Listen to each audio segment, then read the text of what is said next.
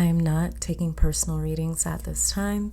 Please be aware of scammers posing as me and other readers in the comments section.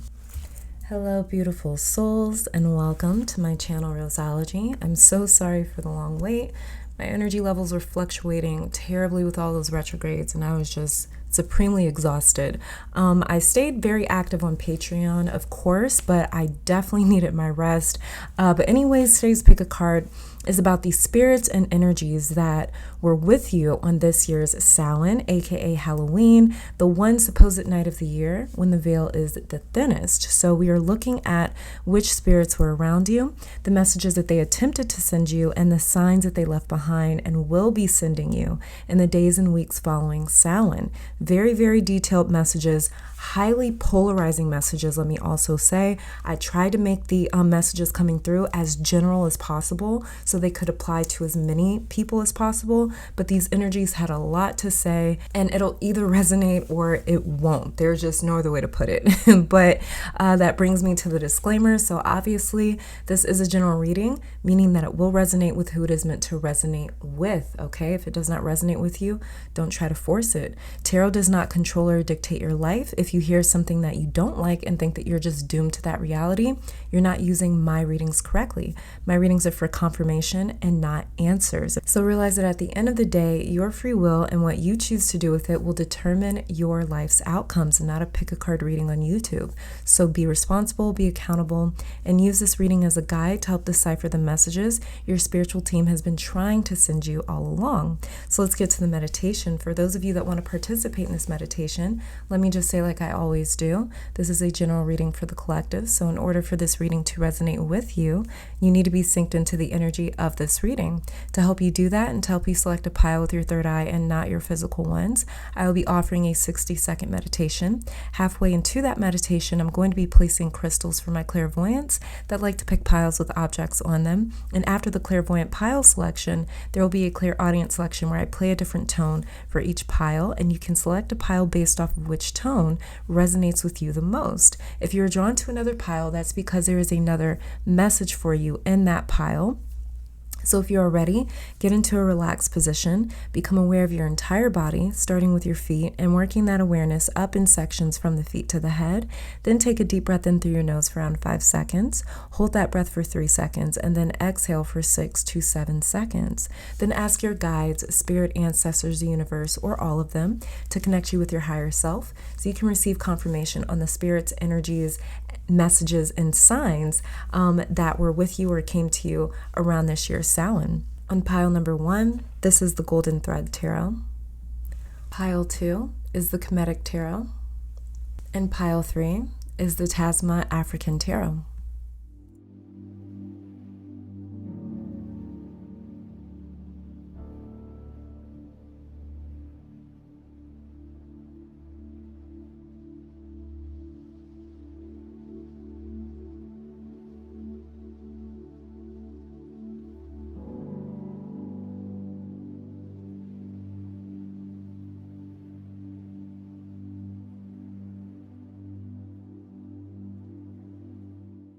On pile 1 is Gold Mica.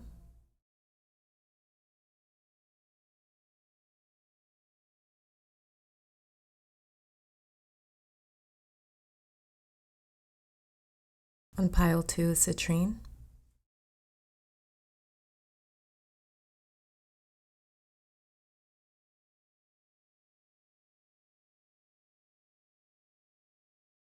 On pile 3 is Hemimorphite.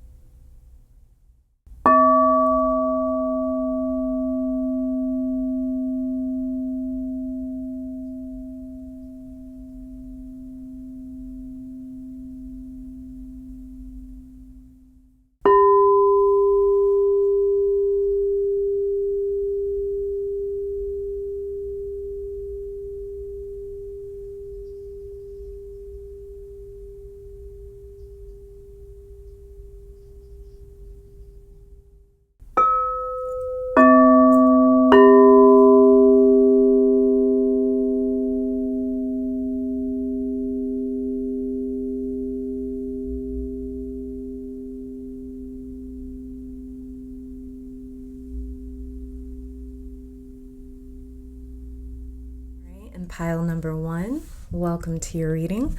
So as you can see, there is a blank space here because I have not shuffled any of your cards. So these readings today may run a little longer than usual because I'm going to be shuffling every deck on camera. So yeah, let's just get started to see which spirits and energies tried to contact you in Samhain, the messages that you were meant to receive, and the signs that they left behind.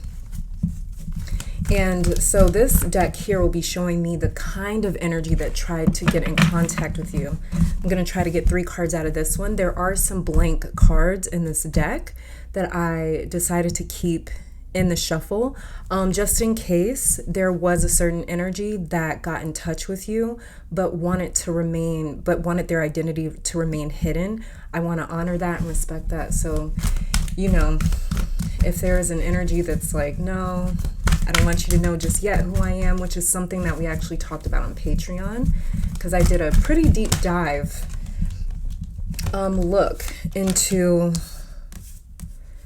this year's Samhain 2021. Some super duper strong personal messages came up in that astrological report. You can check that out on Patreon. Link is down below. Okay. All right. So here we've got 3 cards for you. Very first one that we have is Prince. Light attribute, romantic charm and potential for power. Shadow, using power for self-aggrandizement.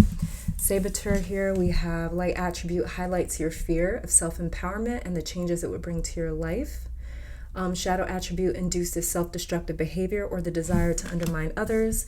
And then we have here Martyr. Light attribute, learning the transcendent nature of service to oneself or a cause. Shadow attribute is addiction to self-pity. Okay. And then underneath the deck, we've got Mother. Oh, wow. And then it actually slid off. Okay, so I'll keep this out for your reading. But we have here Mother. Light attributes, nurturance, patience, unconditional love, joy in giving birth to life. Shadow attributes, smothering or abandoning children, instilling guilt in children for becoming independent. Interesting. Okay.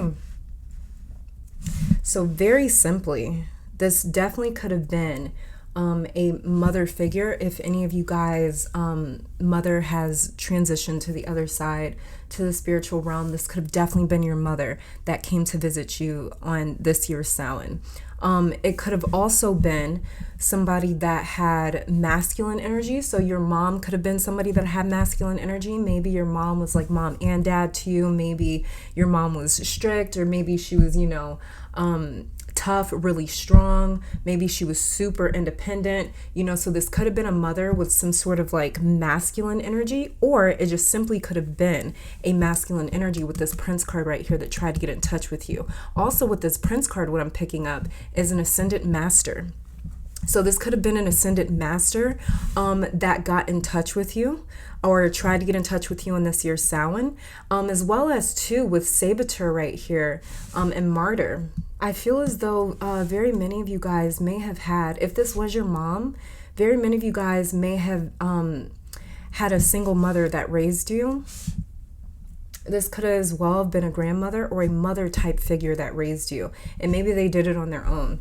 With this Saboteur right here, as well as this Martyr card, this is telling me that this is somebody that sacrificed themselves almost for the greater good. You know, they really put themselves in the back burner. They were truly a selfless energy when it came to taking care of you, when it came to being there for you, when it came to teaching you and directing you and guiding you. So I feel as though this person went through a lot in their life, had an insane amount of strength. And I'm picking up as well that this energy was drawn to you because maybe you're going through something in your life right now with the Saboteur and Martyr card where you feel as though you have to make sacrifices that aren't necessarily fair. You may feel as though this Mother and this Prince card could also be saying, because with the Mother card right here, this is all about roots. So this is something that you're connected to. So this is ancestry. This is energies and spirits on the other side that are connected to you through blood in some way, more than likely. But what I'm picking up is that they're particularly drawn to you this year, Samhain, because you may be going through something in your life right now, or you just may have passed through something where you felt as though, I wish that my parents, or I wish that my grandparents, or I wish that someone else in my family would have told me this or taught me that, or I wish that they would have made certain sacrifices or certain choices and decisions to help keep me from having to deal with what I have to deal with in my life right now. So some of you may be going through something right now, or you may have just recently went through something where you were like, if it wasn't for my childhood, or if it wasn't for my parents, or if it wasn't for my grandparents, if it wasn't for the people that came before me, their actions and decisions, I wouldn't be where I'm at in my life right now. I wouldn't be unhappy. I wouldn't be dealing with this trauma. I wouldn't be dealing with all of this baggage that I need to heal and release and let go of. So there's something here where it's the energy of sacrifice. It's totally the energy of sacrifice. And I feel as though that you had some sort of energy come through on this year's Samhain to tell you like you're not alone. And maybe even to say, I'm going to pull some tarot cards here for you in a second. I'm just going to start shuffling them. But this energy may have come to you just to provide you with some strength, So you may have noticed, especially if you had a difficult week, maybe last week or leading up to Samhain, if you had a difficult time, you may have noticed that eventually after a few days, you started to feel better. That was this energy that this spirit lended to you. This spirit came through on Samhain and say, like, I'm lending you some of my strength. I'm lending you some of my energy, especially because, and this really feels like an energy that was once a human, whether it was an ascended master or, an ancestor or, a loved one on the other side. I sense the fact that like they seriously connected to you and your experience that you're going through right now. And because it's like they've been there before, they can understand that human experience is the energy that I'm picking up very strongly from these cards. Prince, Saboteur, Martyr, Mother. These are all energies that are like, I've been where you're at. And they may have even had a more difficult climb than you. For some of you as well, this was an energy coming through. Some of you too, you may not have known about certain things that either happened to one of your parents or one of your grandparents or somebody in your life. You may not have known that they went through something that was extremely traumatic. That may have been something that this energy wanted to almost maybe not show you, but that may have been something that they found it as though like, I can relate to you through this, or you can relate to me through this. Like, I have been through some really horrible, tough things that maybe your mother or your father or your grandparents never told you about. They may have been through something so traumatic and so difficult or so challenging that they never even told you. Some of you may have even asked your parents before, hey, what happened in your childhood, or what happened with this, or what happened with that. There may have been certain things that they refused to talk about. There may have been certain experiences that they had that you're aware of where they were like, they never spoke about it. They never told me what happened. And that's something else that's coming through. Let's get some tarot cards here. Let's get some tarot cards to try, and we've got the Four of Pentacles that came out in reverse. All right. Four of Pentacles that came out in reverse. Oops.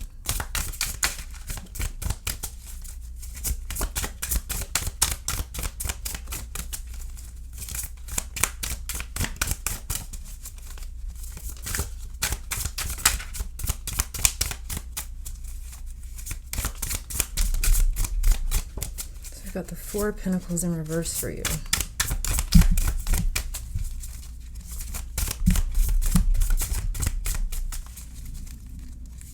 This energy gave you the message of letting go of something. I keep shuffling because there was a lot of cards that came out.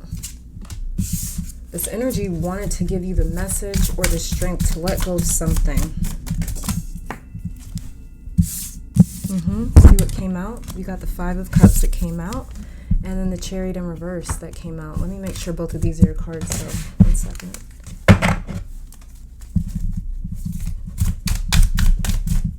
Oh, yeah, they are. Okay, they're both your cards. Okay, so we have here, for you, we've got the Four of Pentacles in reverse, the Five of Cups upright, and the Chariot in reverse. It's funny because we just covered the Chariots episode over on Patreon. And if you are part of the Patreon family, then you already know how I feel about the Chariot card. It's actually, the Chariot is even one of my birth cards. And if you don't know what your birth card is in tarot, every single person has a set or a pair of major arcana tarot cards that you were pretty much born with, or your energy at the moment that you were born was aligned with the frequency of a pair of major arcana tarot cards, which I actually did a reading about. So I will link that down below that you can check out on YouTube. Saboteur is also reminding me of like sharp teeth. Even though this word is about sabotage, pile 1, this feels like an energy or a person whose strength made them a target possibly. This spirit for some of my pile 1s could be a mother figure, someone who loved you like a mother, someone that you may describe as a person that would give you the shirt off their backs, very selfless person or energy or spirit that came to visit you on Samhain. But I feel as though this person got taken advantage of because of how strong and resilient they were. They may have experienced a lot of users in their life, people that would call them when they needed something. But if this person that came to visit you on Samhain needed something in return, the people that they helped wouldn't be so quick to return that help. They wouldn't be so quick to help them. So some of my pile 1s, you saw this imbalance. You may have wondered to yourself watching them, why do you keep giving and showing up for the people that don't deserve it? Like, this person may have been quite forgiving. They may have had ascended master type energy. This may be why they kept forgiving and giving. With Saboteur, this person was the protector. Like, they would have never let anything happen to you when they were here on earth. Like, you had to go through them first to get to you and anyone that they loved. They really sacrificed for you. And even though they had such a big heart, a lot of you watching this person when they were living, you would think to yourself, like, where's your sharp teeth? Why did you forgive them? Why did you give that person a second chance? Why did you show up for them? Some of you wanted this person to be a little less forgiving in their life. This may be a grandmother for some of you as well. You at a point in time may have been very protective over this person to when they were here because you saw a lot of people taking advantage. And for you, it was like someone has to stick up for them and truly have their back. And wow, like some of you as well may have took care of this person when they were sick or towards the end of their life. They may have been in like hospice or something, or you were with them when they took their final breath. And if that was the case and you were there with them in their last days, you may not have been able to speak to them. Maybe they lost their voice or didn't seem to be coherent. I'm not sure. This could have as well been a COVID death. I know people were saying that they couldn't visit their family members when they got sick and were in the hospital. So this could have been something like that as well. But I'm picking up someone not being sure if this person knew that you were there. But they did with this martyr card, and they knew it was difficult for you to see them that way, or they were worried about if you could take being there in their final days or their last moments. And like they were worried about you. They were worrying about you in their last moments. And for some of you with this Prince card, this was possibly a fiance that passed or someone that you were in love with or a really close friend. Prince could have even been a celebrity that passed on that contacted you. Like not the actual like celebrity named Prince, but it could have been any celebrity that passed on that you're a fan of, or maybe you still listen to their music or watch their movies. Maybe you tried to contact them at one point or communicate with them, maybe even around Samhain. Prince could be literal that this was royalty that passed on that connected with you around Samhain as well.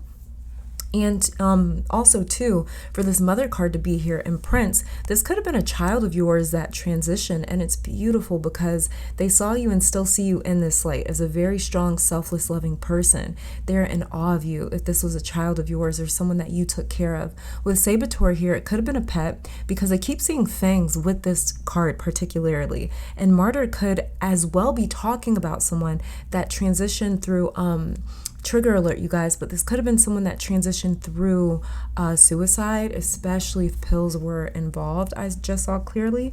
Whoever this was, they didn't want their passing to hurt you. They were either looking at you when they passed, or you were one of their final thoughts. This was a strong personal connection because it was a lot of love here. Okay, now let me look at your tarot cards, because all of that just came through. So let's see.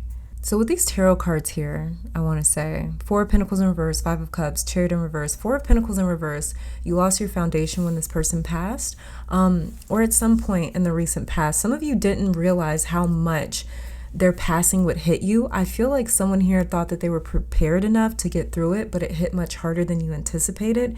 Like, it shook you to your core. You know, that's what the 4 of Pentacles talks about. All the 4s in tarot, it talks about some sort of core, something that we're feeling at the core, at the root of something. So this shook you to your core. It rocked your world with this 4 of Pentacles in reverse. You realized how much this person was the glue to your life. 5 of Cups is grieving. You know you have other things to look forward to, or that you have other reasons to go on and to live and to be happy and fulfilled and to love, but you are not done feeling the impact of this loss. This has halted you with the Chariot in reverse here. It may have even halted or numbed you emotionally, as the Chariot is ruled by Cancer.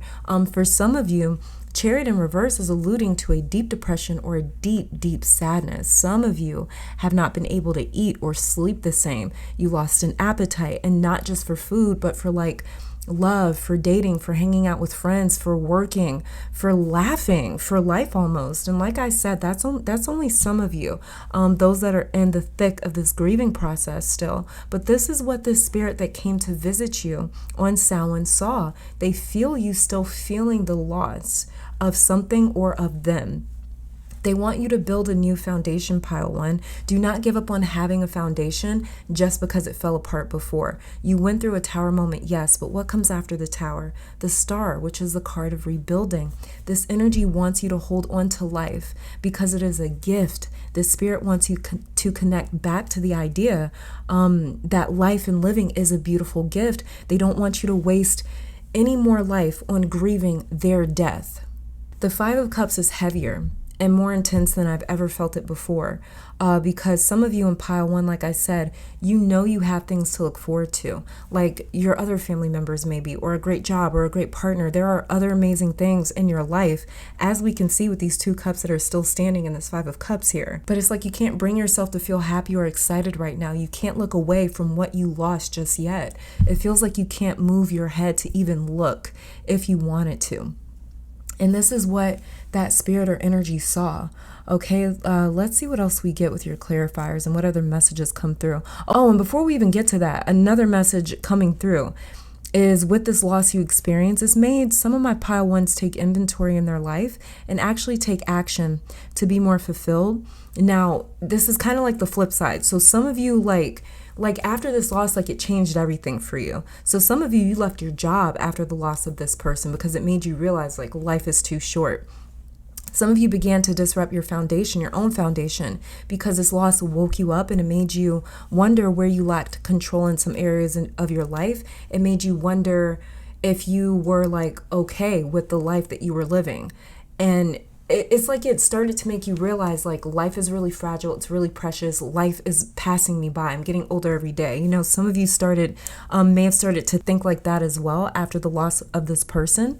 And so it's like you may currently be in the process of reclaiming a lot of your life or some form of control with Chariot in reverse. You may be in the process right now of trying to reclaim that control. But for the most part, many of my pile 1s are still grieving or trying to accept some sort of loss and a new normal, which is difficult. Some of you are Tauruses, or you have strong Taurus energy, because I keep picking up like Uranus energy here. And Uranus energy is like, Uranus is currently in Taurus and will be for the next 5 years. And Uranus is just in there fucking things up. And so I've been blaming Uranus for the last few years now on my channel. If you've been watching my videos for a while now, I've been talking about how Uranus is going to be the big culprit.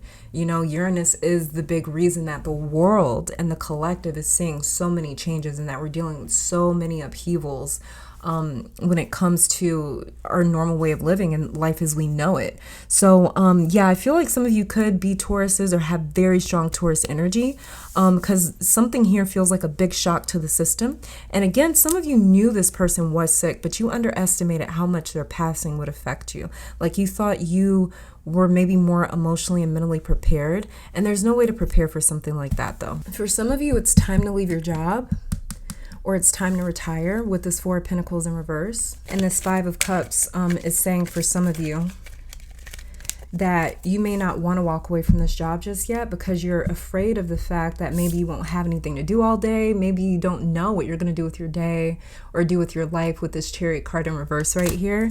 You may kind of feel like that. Well, like, what am I going to do with my day if I don't work this job anymore? So that's one of the first messages coming through. But also on a little bit of a deeper level here,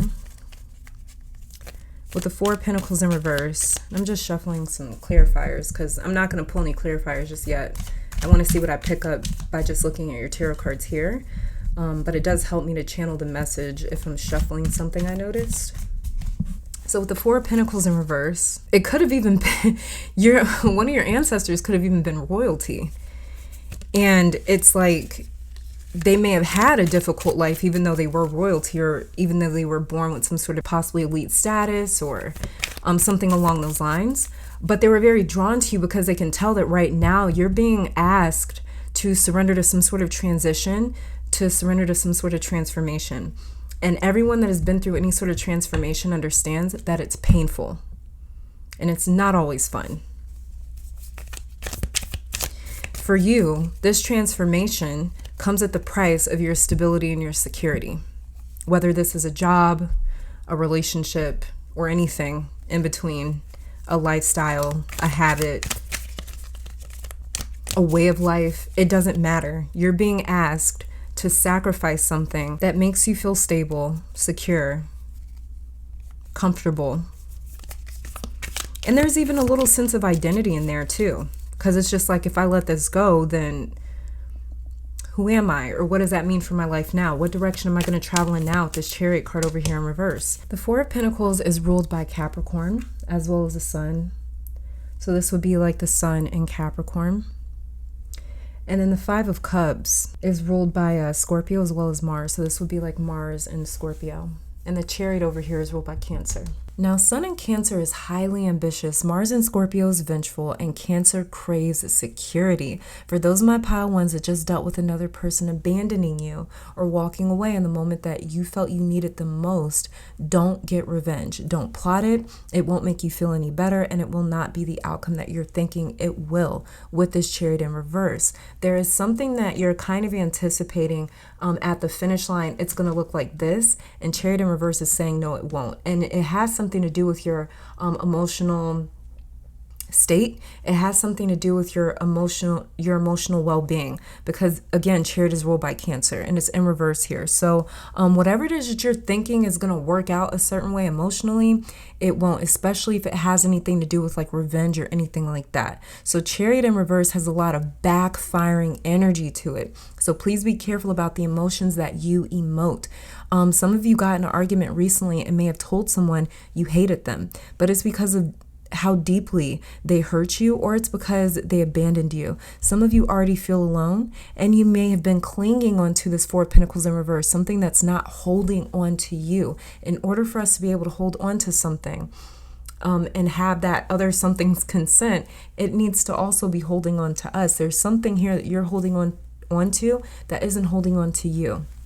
Them abandoning you reignited this feeling all over again when you lost this energy or this person that came to visit you on Samhain. It made you hyper aware of the fact that you are alone emotionally. You may have felt like the only person that ever really loved you or had your back is gone. Like you have no one in the world that emotionally supports you or is there for you. And this is why that energy or spirit was attracted to you on Samhain, because of that emotional isolation. They related to you on that. They felt like they could be there for you within that situation.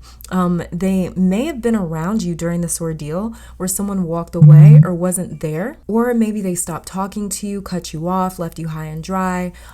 They were there so you didn't feel alone, but you may have not been able to detect them with this heavy Five of Cups heart. It was difficult to recognize and become aware of that love around you. Some of you are spiritual, so you know this person is around you, but you couldn't feel them for a second. You may have started to second guess if they were even around you. This created a prime opportunity and environment for those feelings of, hate or wanting revenge and just wanting someone to feel abandoned the way that you do, or wanting them to feel what you felt. If you were emotionally content or stable, this thought and those words would have never come from you, but emotionally you're hurting and you don't know where to turn for that emotional support and embrace, because many of you simply don't have an outlet for that. So let's see what this could be. Let's get a clarifier for the Four of Pentacles.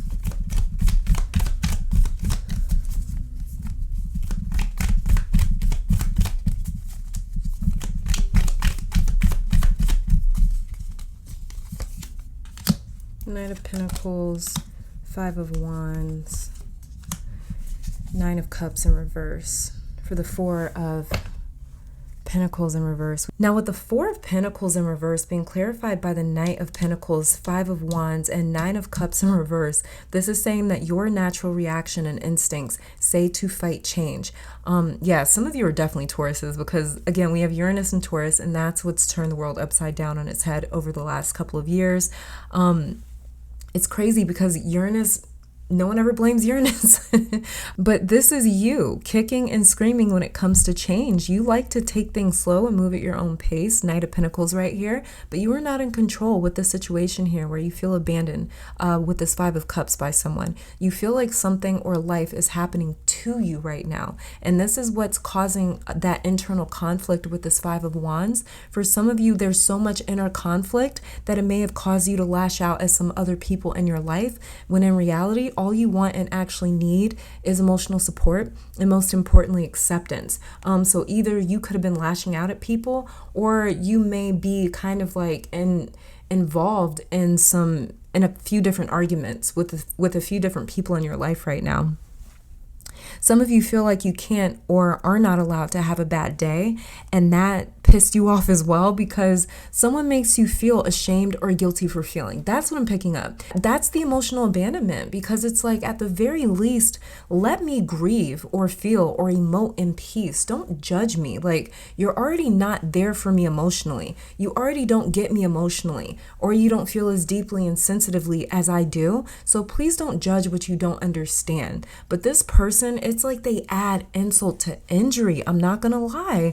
With this Nine of Cups in reverse, I just heard that oh my God, the Beyonce line where she said, I keep a bigger smile on my face being alone. Some of you need to be alone to heal. You'll have a bigger smile on your face being alone. You won't be able to heal chasing after this emotionally avoidant situation or person. They're not an ally for you emotionally. You cannot lean on them emotionally. You being alone is what is rocking your foundation. You think it's going to hurt or hurt worse to be alone for a little bit, when it's exactly what you need. Needs always take longer to fulfill us than wants. Wanting and desiring is great, but it's instantly gratifying, versus fulfilling a need or a necessity is like, it's something that feeds every part of us. With needs, you get fed, and with wants, you are experiencing. Needs are like the vitamins and nutrients in a meal.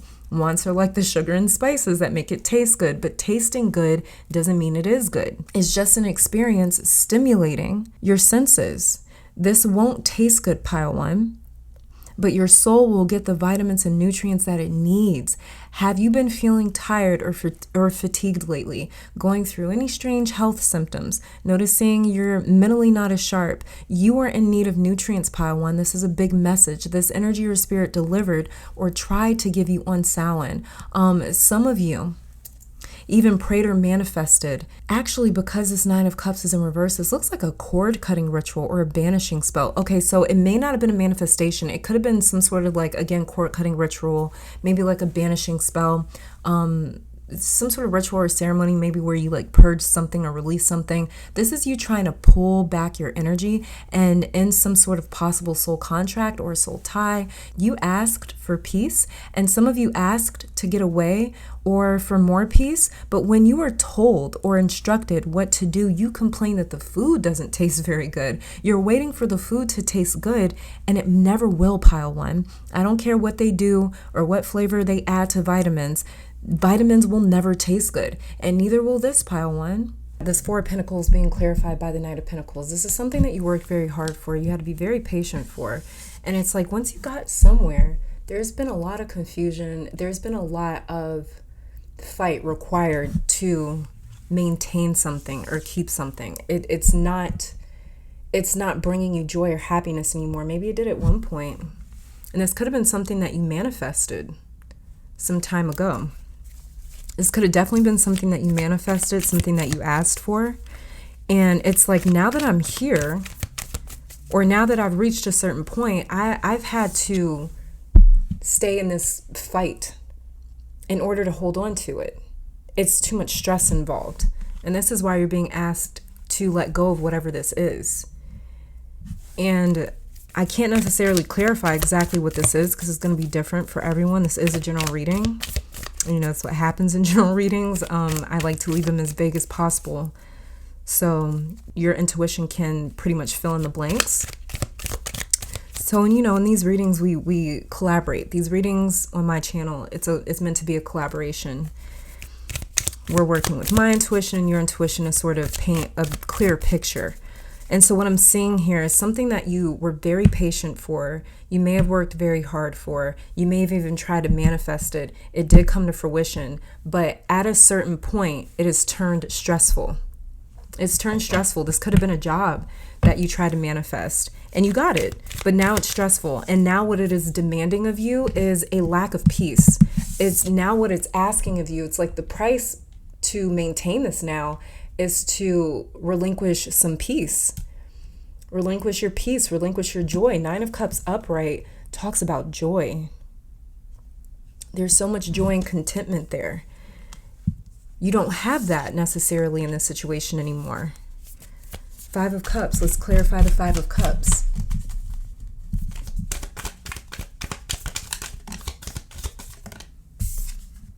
Okay, so we have the Three of Pentacles. The Six of Wands. That's why you're emotionally attached to this. This gave you like a sense of pride. And then we have here the Ace of Swords.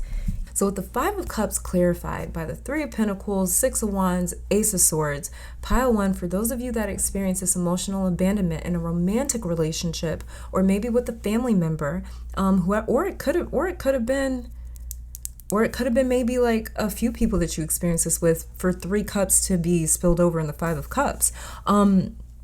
But whoever this is, these clarifiers are saying for the Five of Cups, they're saying that for now you have to lean on relationships with people that you are not as deeply connected to, which is really interesting. That's the interesting message that's coming through, that you have more of a surface, you need to lean on the people that you have more of a surface level relationship with. I know it sounds weird, but that's just what's coming through. Many of my pile ones are the type of people that enjoy having one or two super duper close relationships. You're probably not the type to have like a lot of best friends that you care about.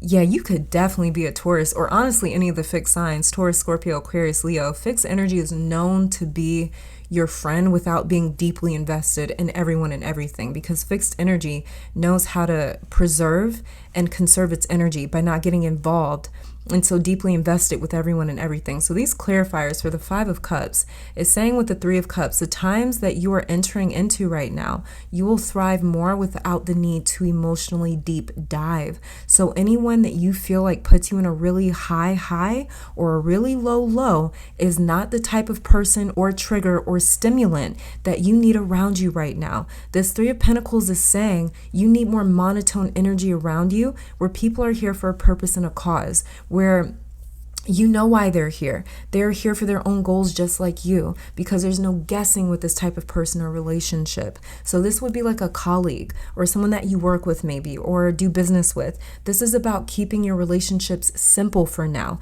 Keywords being for now, because it's time for you to win and focus on winning with the Six of Wands here. And the Ace of Swords is about doing it different. This is not the time for you, pile one. Obviously, take it as it resonates. You're going to know if this applies to you or not. Some of my pile ones, or most of my pile ones, whatever is causing you to feel emotionally like these really high highs or really low lows is not for you right now. It's not good for you. Whether this is a relationship, a substance, a lifestyle, whatever it is, it's not good for you right now.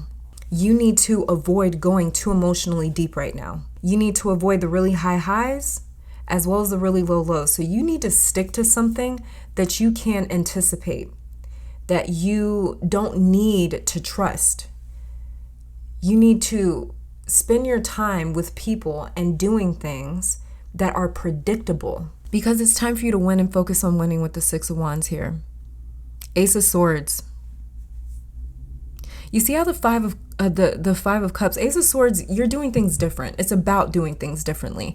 The Five of Cups is clarified by every single suit except for the Cups. That's why I'm saying this, because this is about distancing yourself from even your own emotions right now. In other words, this energy that visited you in Samhain is saying you need a distraction to be able to separate or pull out of some sort of intense emotional experience or abandonment, grieving that you are going through. Work, success, and accomplishments is here for you, almost like medicine in a sense. Like I said, Four of Pentacles is Sun in Capricorn. This is very ambitious energy. And while I'm picking up that you guys are very ambitious, because for some people, success can cause a really high high, like their work and profession can cause really high highs and really low lows. But for you guys specifically in pile one, it's like, even though success feels very good to you, it doesn't emotionally stimulate you the way that your relationships do. So you may have some very interesting in your own natal chart, some interesting things happening, aspects happening to your 4th house, 7th house, 1st house, 10th house, for sure. 11th house even, a little bit of 12th house, but yeah, maybe even 6th house. Four of Pentacles, again, is Sun in Capricorn, highly ambitious energy. So this serves two purposes, to pull you out of this emotional darkened or emotional depth so you can rebalance. Because once you are rebalanced, you are able to rebuild with the right frame of mind with this Ace of Swords right here, and complete clarity, knowing what you want and where you are headed. And also knowing and understanding what you need. Because my pile ones, you're the type that you have to develop a taste for what's good for you. You got to develop a taste for those vitamins. You lost sight for a second where you've been working to go, but that's okay, because this emotional whiplashing that this relationship has put you through actually recentered you, or it made you recenter yourself, because you realized, I can't go back here. I can't keep doing this back and forth. Like, I can't keep moving in between these high highs and these low lows. Like, it's too much on you emotionally, and it's almost like too much stress on you emotionally and mentally. Ace of Swords, I have to look forward. I have to move forward. I have to keep walking forward, and without so much emotion involved. And as you can see in the 5 of Cups, there's how many cups that have spilled over? 3 of them. And then we've got the 3 of Pentacles clarifying. So this could be the loss of 3 close friends, associates, family members even. Something that just got too stressful to maintain. And that may be why you don't want to give this up or walk away from it, because it's like, that means I have to walk away from them. That means I have to walk away from the glue that was holding us together, this common cause or purpose that we came together for. And you loved possibly the idea of winning with these people or winning with this person.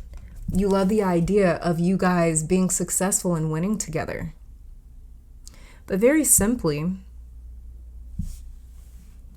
pile one, this is something that is more than likely just meant for you. It's more than likely something that's just meant for you, or you're meant to go off on your own path, which the Ace of Swords is talking about.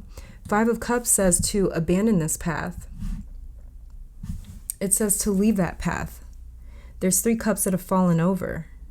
So there could be a door that it just recently closed, and it closed because it's not meant for you. And then on the flip side of this, something that's coming through is that for those of you that may have lost maybe like a friendship or a relationship or something like that, you may have lost 3 very significant, important people in your life. It could have been due to like a falling out. These people they could have transitioned. You guys maybe just aren't in each other's lives anymore. Maybe there's no more communication, something like that. What this is also saying too on the flip side is that that's being replaced. That's going to be replaced with this 3 of Pentacles. You're going to end up meeting 2 or 3 other people to not necessarily replace these 3 of Cups, but to really fill in that space in your life that may feel empty since you don't have these 3 cups anymore. And so what's coming through is people from completely different walks of life, people that maybe you would think you wouldn't have anything in common with, but you can actually learn a lot from them, or they can learn a lot from you, or both sides can learn a lot from each other. And this is actually going to bring on a shit ton of success for you. But you have to be willing enough to surrender to the new path that you're supposed to embark on. The swords in tarot represents truth. Swords are double-edged, right? And it's like, yes, you may know that it's best for you to kind of go off and find your own way, find your own thing, connect with new people.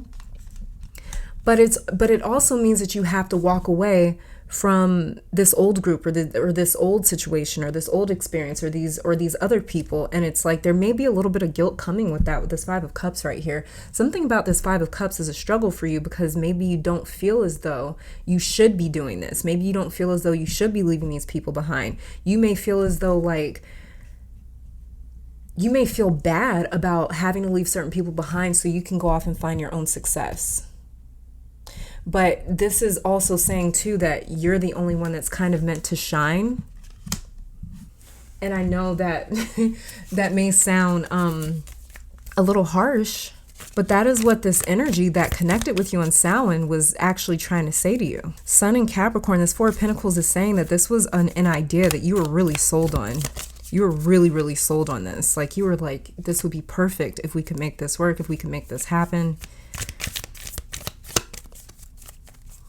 But it became too stressful. Let's see, let's clarify the Chariot for you.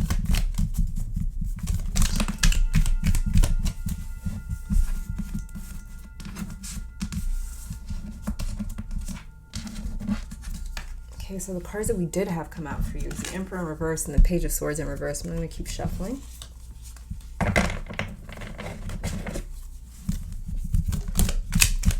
Chariot is yeah, okay. Chariot is clarified, starting off with the Hangman in reverse. Then we have the High Priestess. Yeah. And then we have the Ten of Wands. Yeah. 8 of Pentacles underneath the deck. Yeah. This is exactly what I was picking up for you. Pile 1. All right. So let me just kind of clear all these up or just get them organized. Okay. Sorry, you guys might be able to hear some dogs barking. They're going crazy outside. Anyways, okay, so the Chariot in reverse here is clarified by the Hangman in reverse, the Ten of Wands, and then the High Priestess. The High Priestess is definitely saying, I'm hearing her very clearly. What she's saying is, what do you want? Okay, what do you want? We spoke about the High Priestess on Patreon in her episode, and what the High Priestess represents. If you've done your research and you really, really look into this card and you really, really study it, she is saying that there's a certain code that every single person creates and then lives by. And sometimes that code evolves or it fluctuates or changes or whatnot. But this is about a code for you where it's like, what works for you? If you didn't have to worry about anybody else's feelings, because that's what I'm picking up with this 5 of Cups, you're worried about other people's feelings. You're worried about hurting other people's feelings, pissing other people off. You're worried about people reacting and responding negatively to you wanting to get out of some sort of situation, is what this feels like. I don't even feel like for you necessarily it's difficult for you to let go. I just feel like you're carrying this guilt, voluntarily carrying this guilt of like, how are they going to feel if I move on, or how are they going to feel? Like, I don't want to make them feel inferior. I don't want to make them feel like they weren't good enough. I don't want to make them feel like I'm trading them in for someone better, or I'm trading them in for something better. I don't want to dispose and discard of people like that. I don't want to burn bridges. Listen, pile one, at this point for you, this is about a little bit disconnecting from those emotions, or at the very least, not being so fueled by them, not being so controlled by them, not being manipulated by them as well. With this High Priestess card right here. The High Priestess card is ruled by the moon. We have the Chariot here that is ruled by Cancer. Cancer is also ruled by the moon. So we've got the Chariot card ruled by Cancer being clarified by the High Priestess who is connected to Cancer. So this is about, in a sense, kind of dropping, and Cancer is all about the energy of the mother. So this, in a sense, is all about being a bit more independent. And it's really, you're like I said, you're voluntarily carrying this weight of like, oh my God, how are they going to feel if I walk away from them? Or how are they going to feel if they find out that, like, I'm getting out of this because I need to go create a better team, or create a better environment, or create a better relationships, or create a better whatever it may be. But it's like this energy of like exchange. It's like this energy of trading something for something better. And I feel like it has to do with people, because there's a lot of guilt, like I said, that you were voluntarily carrying around, when in reality, it's like you're nailing yourself to the cross. You do not have to take the sentence of the hangman. The hangman is a sentence. It's a sentence, which means that he has been convicted and then sentenced. In the previous card, this is card number 12. So the hangman has been convicted and then sentenced in the previous card, the justice card, where he goes to court and the judge says, well, you're sentenced to hanging. And this is how we end up with the hangman card, who comes before death. So this is about the card of being sentenced because you've done something. And it's like the wording that's coming through here is that the punishment doesn't fit the crime. You are voluntarily nailing yourself to this cross. You're taking on a little too much stress. You're taking on too much weight. If something is toxic for you already, that is the only reason that you need to leave. And it doesn't need to be justified. You don't need them to agree and in saying like, yeah, this is kind of a toxic situation, so here, you have my blessing to leave. No, this is an independent choice and decision that you need to make for yourself. You need to make it for yourself. Intuitively, you already know that maybe this is something that you need to separate from, whatever this may be. Intuitively, you know you need to separate from it. But like I said, you're voluntarily nailing yourself to the cross by saying, I don't want to hurt their feelings, by getting out of something that is toxic. But you got to understand, not everybody has the same threshold for stress as you do. Some people, they feel at home in the toxicity. Some people thrive in toxicity. But that's not the case for you. That's not the case for you. This is something that I feel as though the energy that connected to you on Samhain was trying to say to you. I feel like they were trying to say to you, don't be a martyr. Don't sacrifice yourself in the way that I sacrifice myself. Don't sacrifice your own happiness. That's what I'm picking up. This energy that connected to you on Samhain connected to you because they relate to you putting your own feelings and desires and wants and wishes and goals on the back burner to protect other people and to protect their feelings, to protect their ego as well. And this energy related to that and said, hey, I made the same mistakes. I don't want you to do the same thing. I don't want you to go through the same thing. And so in other words, I want you to develop enough strength and enough mental fortitude to say, hey, even if people's feelings are hurt, I've got to do what's best for me, because this energy may not have done what was best for them when they were humans, when they were alive, when they were here and had their own human experience or incarnation.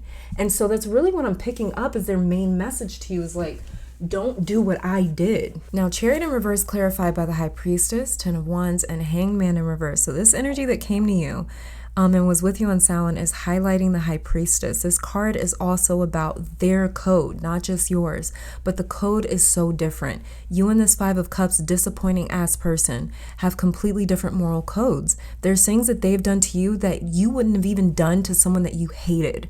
Like, you've got this fixed energy personality to you. Whether you're fixed energy or not, you've got this mindset of like, you just keep the same energy, you know? You also have this mindset of like, if I just like you that much, I'd rather cut you off than waste any more energy on you. Like, you're not worth it, right? And I just heard someone lost their relevancy in your life, or they lost their importance in your life. Like, they're not important to you anymore.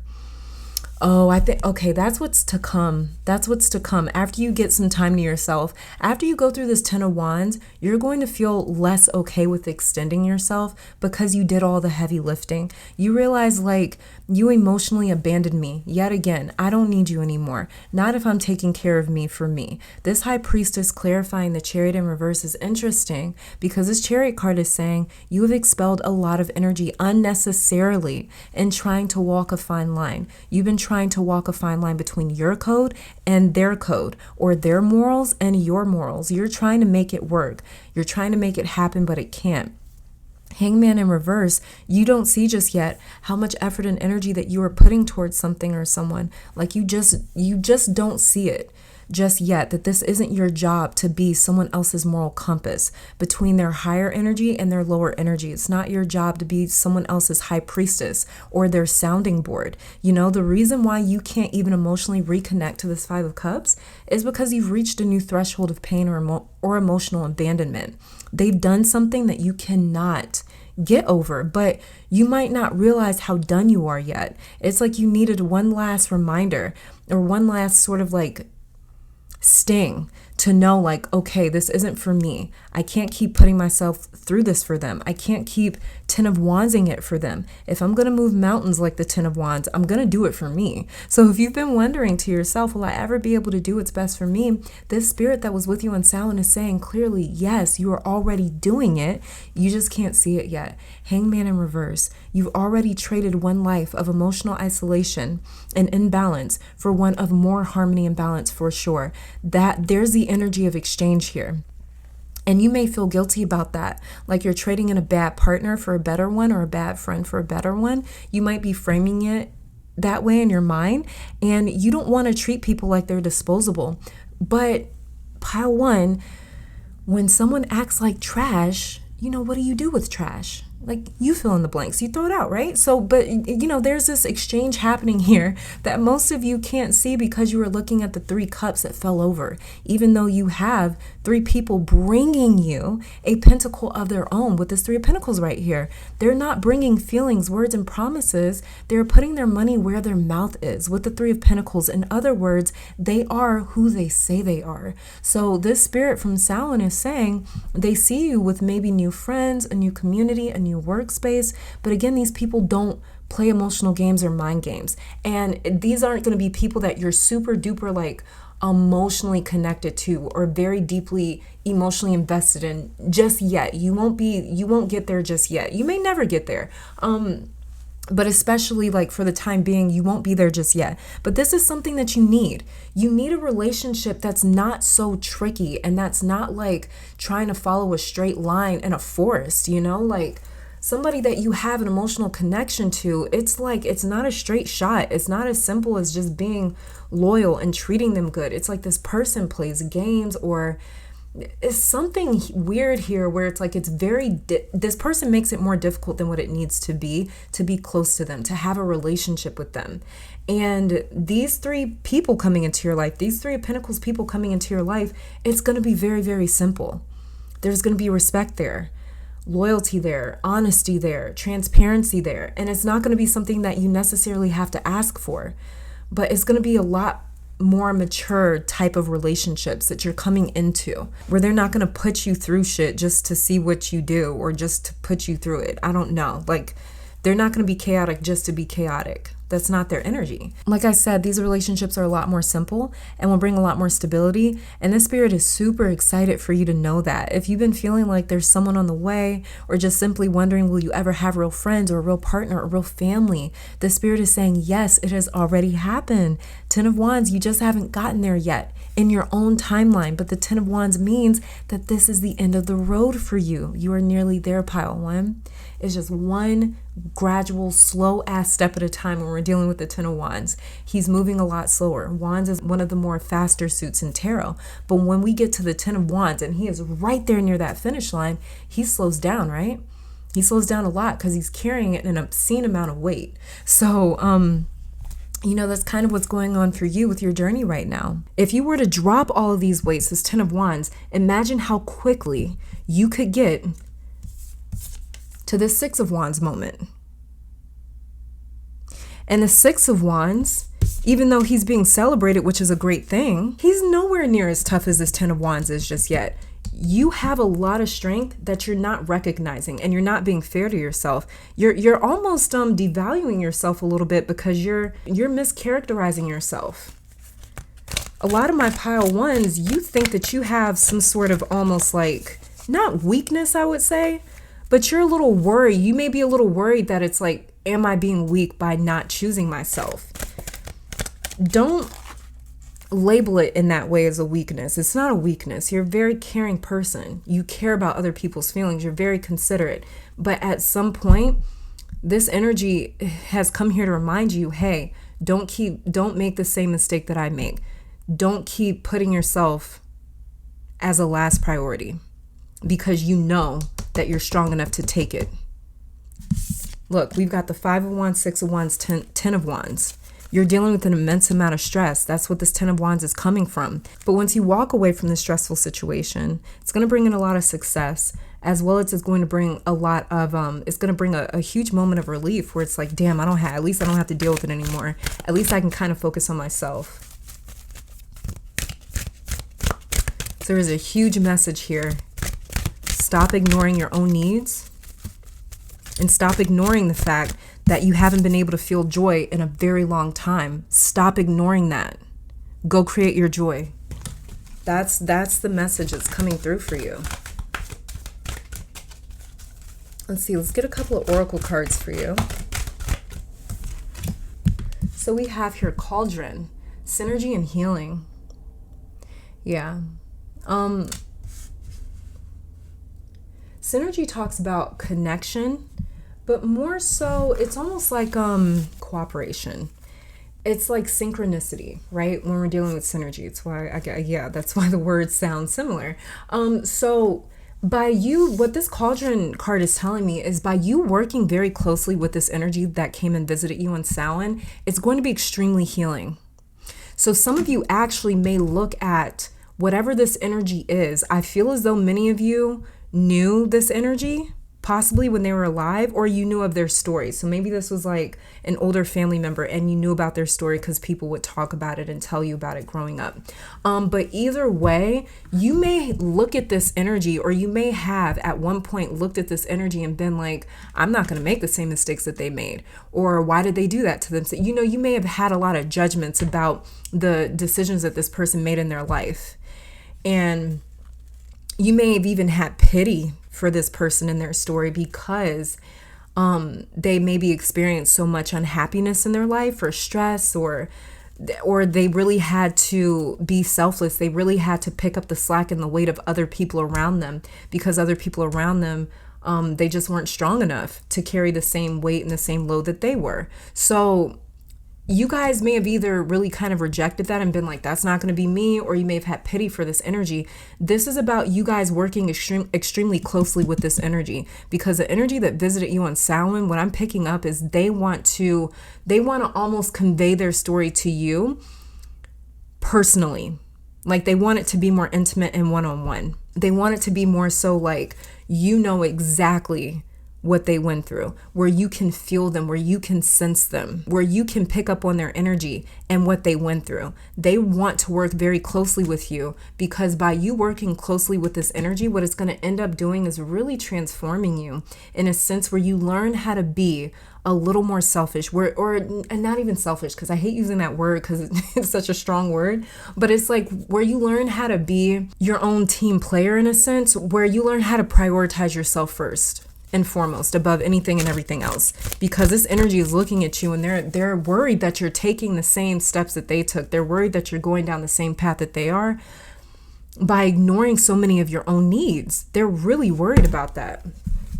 And they feel as though if they can work with you personally, you can pick up on a little bit more of their story and what they went through. And by you picking up a little bit more of their story, it'll keep you from making the same mistakes. Because the past is a beautiful way for us to avoid coming up to meet the past again in the future. The past serves as a way to close a door on a path that's already been traveled on, that's already been walked. And I was actually just talking to my mom about this the other day. Just yesterday. And I was telling her, we always have these talks, but I was just telling her, I want to make sure that I can do everything in my power to avoid walking the same path that grandma walked, or that you had to walk, or that dad had to walk, or any of my other grandparents, because you guys already walked it for me. And that's what I'm really picking up here for you guys, is that it's like this energy already walked this path for you. This is why they want to work closely with you. The other card that we have here is Winter, the sacredness of pausing. This is what I was talking about, stopping and reflecting. The past will teach you and show you so much. And one thing that it'll do, the reason why the past is so invaluable, no matter how painful or stressful or challenging that it may have been, one reason why the past is so priceless is because it can seriously keep us from traveling a path that's already been walked. There's no need to spend that energy traveling in a path that someone's already walked for us. And so the winter for you, these winter months coming up, is going to be a beautiful time for you to sit there and reflect. And I'm feeling as though this energy coming through that visit you on Samhain is saying that is when they're going to be closest to you. Because and as well as too, when you're quiet is when this energy is closest to you.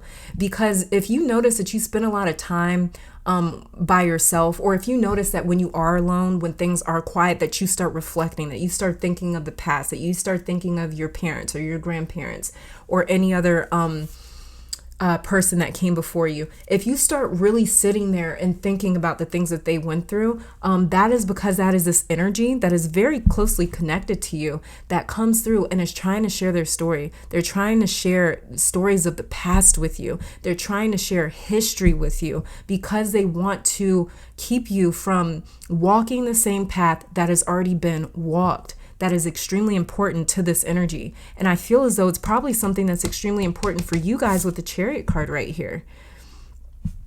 I feel as though many of you guys are willing to stop, pause, and wait. You will literally stop yourself. You will literally stop your own movement and your own progression if you feel as though you are walking towards the past, or if you feel as though you're making the same decisions or choices or even mistakes that other people have made before you. I feel as though you guys will literally stop yourself. You will stop everything that is moving or that is going on in your life, and you'll be like, let me stop and think about this. Let's see what signs that they may send you guys. So this kind of jumped out. We have Ornithomancy Omen. The omen is the past. Avoiding the past. Do not make the same decisions. Do not make the same mistakes. Do not make the same sacrifices. That's what this is. Wow. Okay. They don't want you to make the same sacrifices as them. They do not want you to sacrifice your own peace of mind, your own happiness, your own joy, your own pleasure, your own life. They do not want you to sacrifice that. Yeah, look, we've got footprints, direction. What was I talking about your whole reading? They don't want you to go. They don't want you to travel in the same path that's already been traveled. Footprints, direction. That's exactly what I was talking about with the Chariot in reverse, is like, which direction do I go in now? What path am I supposed to go in now? What direction am I supposed to go in now if I walk away from this or let this go? Now where am I supposed to travel? Now what is my purpose? Your purpose is in not making the same sacrifices. That is a direction that you're meant to travel in right now. If you're wondering which direction do I travel in, you travel in the direction that you haven't tried yet. You travel in the direction that you don't recognize. You travel down the direction where it's like, no one's ever done this before. That's what you're meant to do, pile one. I kind of want to end off with one final one. And then we have here handwriting, authenticity.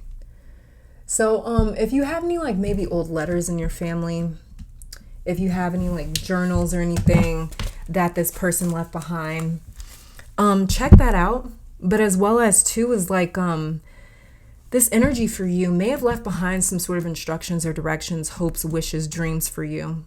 There may be something as well. This is a little bit of 8th house energy, like inheritance. There could even be some sort of inheritance that this energy is left behind for you. Or that they already left behind for you. That could be another thing that maybe some of you could even be arguing maybe with like siblings or other family members over some sort of inheritance with this 4 of Pentacles in reverse.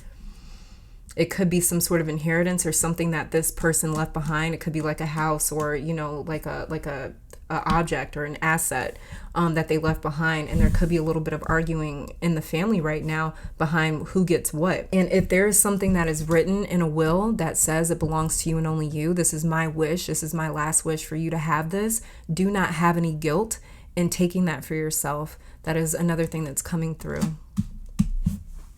Don't try to share it. So the signs that they may send you in the days and weeks following Samhain, it could be footprints. It could be some sort of omen.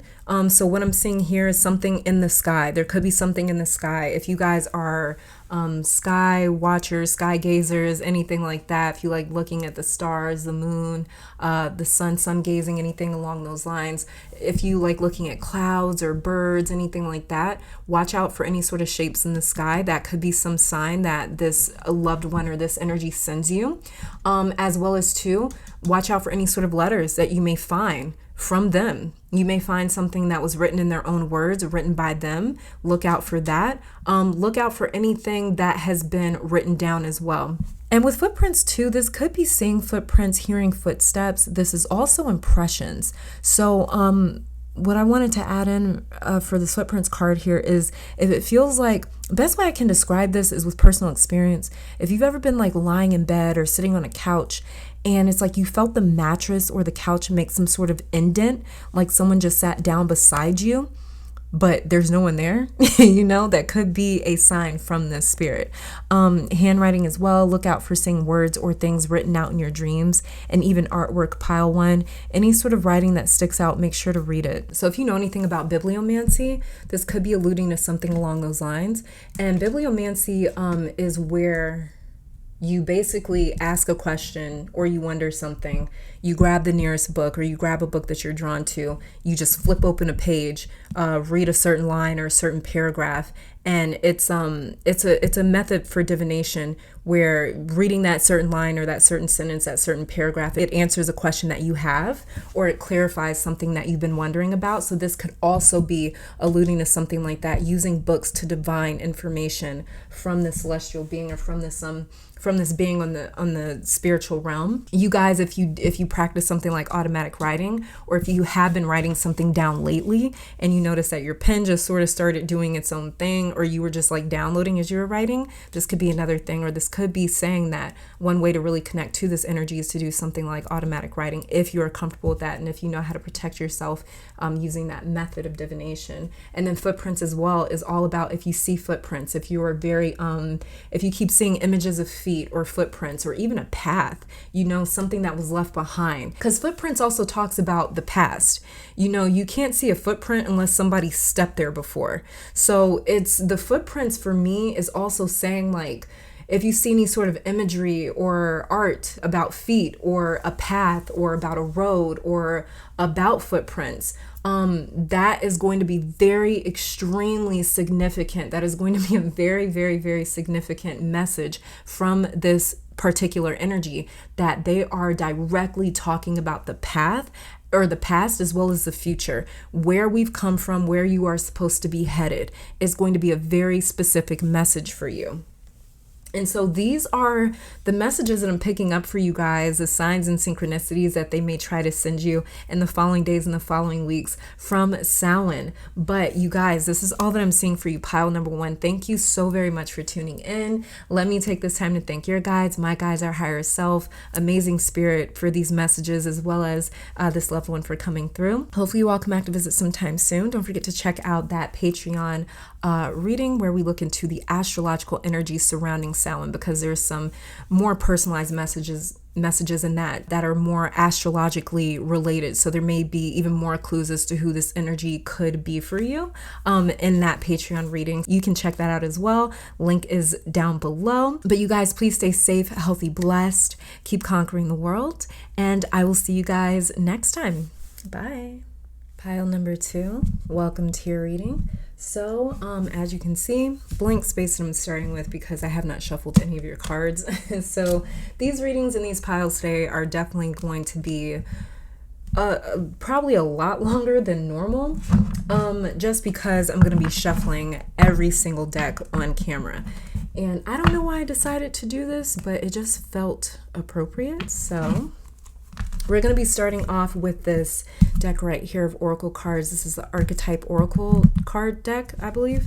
I don't know if that's what it's called, but we're going to be looking into the energies that try to get in touch with you on Samhain, the messages that they were trying to send you, and the signs that they will be leaving behind in terms of the messages that they have been trying to send you and wanted to send you and maybe did send you on the day of Samhain this year. So as I spoke about in the intro, I have a way more detailed astrological analysis of the horoscope for the day of Samhain this year, and some super detailed personalized messages came through. So totally check that out over on Patreon. The link is down below in the description box if you guys are interested in that.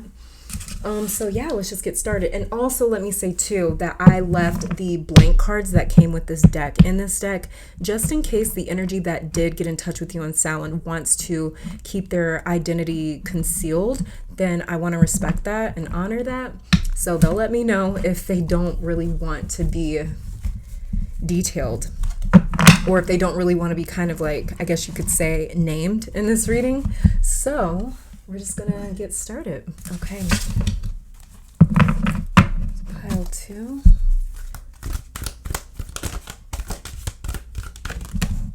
Okay. So we've got one that says child nature, light attributes, friendships with animals, communication with nature spirits, shadow attribute, tendency to abuse animals, people, and the environment. That's the first one that we have. Both of these flipped over, so I'm not sure if they're both meant for you, but we have here rebel, challenges authority to affect social change, rejects spiritual systems that do not serve inner needs. Shadow rejects legitimate authority out of anger, rebels out of peer pressure or fashion. That's funny. Okay, then we also have this blank card here. Let's see if I can get one more.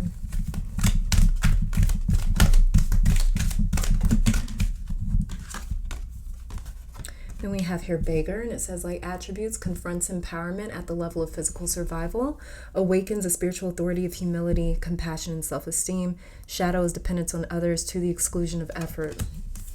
Seems like a young energy that contacted you or was around you for this year's Samhain. This seems like a very young energy with this child nature, rebel, and beggar. Underneath the deck we have here companion. Loyalty, tenacity, and unselfishness. Shadow is betrayal by misusing confidence, is loss of personal identity. So this seems to be like a very young energy that got in touch with you. It's almost like a page type of energy that I'm sensing here. That got in touch with you or was around you for this year's Samhain. So child, nature, rebel, beggar with this empty card is starting to feel like there's some of you that picked this pile that lost a loved one or a friend when you were younger. You may have been a child or a teenager or an early adult yourself. And this spirit may have been younger as well when they passed on, when they transitioned. And this empty card here is making me feel like there's all these questions about who they would have become or who they would have been or turned out to be had they still been alive. This person could have passed away from a tragedy or a tragic accident, like gone too soon energy is here. This could have, trigger alert. This could also be the energy of a child lost to miscarriage or a stillbirth. This blank card just feels like, not like they don't want you to know who they are, but like they never even got to find out who they were or define themselves either. They still had a lot of life left to live and experience. And this person may have been in the military for some of you, because I just saw someone in uniform looking at this child card. Rebel is giving me the feeling like they were so fun and exciting and full of life. They may have been a prankster with this rebel card. Baker here is saying that the spirit that was with you in Samhain may have had a difficult life or childhood. They may have struggled financially in life, but it seems like it never defined them. Whatever they may have gone through in their life, they could have gotten sick at a young age. Whatever they went through, it did not define them with this blank card here. Whatever they went through did not break their spirit. Again, this doesn't feel like they don't want you to know who they are, but it almost feels like they don't want to be remembered in a certain way. It's almost like they're angry that this is the way that they passed or transitioned, because it's like, I didn't even get to live a full life, and this is my memory. Like, this is how my loved ones, or this is how people remember me. That's what it feels like. It almost feels like they're annoyed in a sense. I don't really know how to describe it. It's like they don't want to be defined by how they transitioned or what hardships that they went through. It's like they're saying, remember the good parts of me, or the parts of me that like to laugh or have fun or break the rules.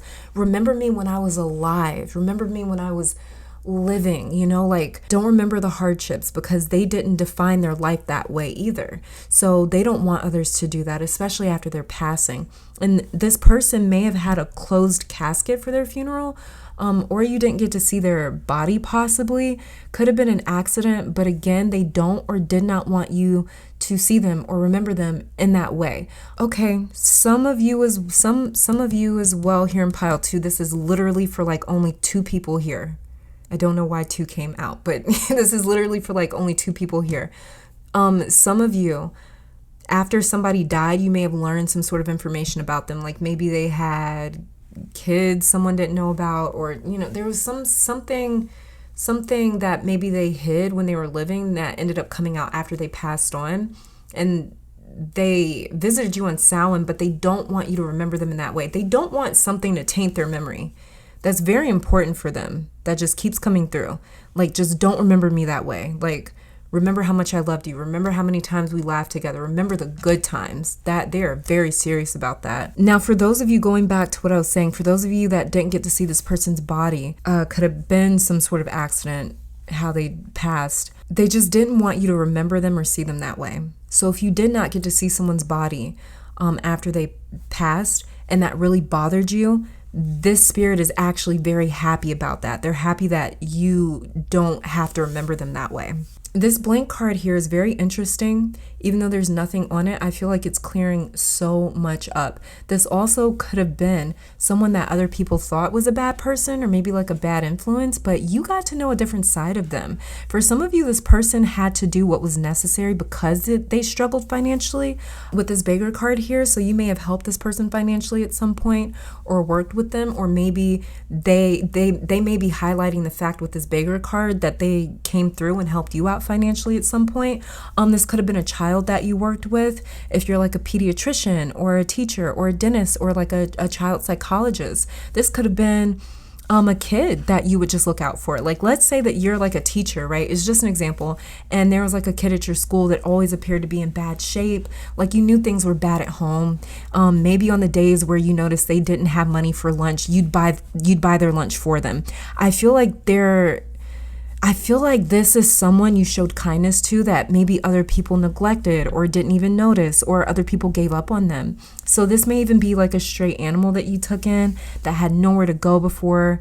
Whoever and whatever this energy is, they are still attached to that connection, to that compassion, to that empathy, or love that you had for them, because it's like you saw past all the stuff happening in their life, and you just treated them like a human. You know, you didn't define them off of the life that they were living. This seems like others could have labeled this spirit or this person as a flawed individual when they were alive.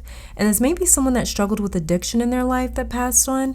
But either way, the message remains: do not define my life off of those choices or what happened to me or what I wasn't able to do or accomplish or become or control. Yeah, they're very, very clear, very strict about that. Okay, let's see what else this could be. I need to say this for someone, and it's not going to apply to everyone, but there is a young man that keeps coming through, kind of tall, lean, keeps coming through. I see him very clearly. Tall, lean, maybe like short hair. Could have had blonde hair, maybe something like that, but just tall, lean, maybe paler skin. Young as well. Nowhere near older than mid-30s. Anywhere from like teenage years, like 18, 19, 20, all the way up to like early 30s. I'm seeing. I don't know why I keep saying him, but he's just like, he's the most persistent one here. I just needed to say that for someone in case that applies to somebody here. Some of you may have even seen a child in your dreams. You may have seen an actual child entity around you or in your home or in your surroundings around this year Samhain. For some of you, this entity or this spirit may have shown itself to your child with this child nature card around this year Samhain. So if any of you have children, especially small children, they may have come to you and been like, Mom, Dad, I saw this, or I saw this person, or I saw that. Oh, yes, I actually did say that.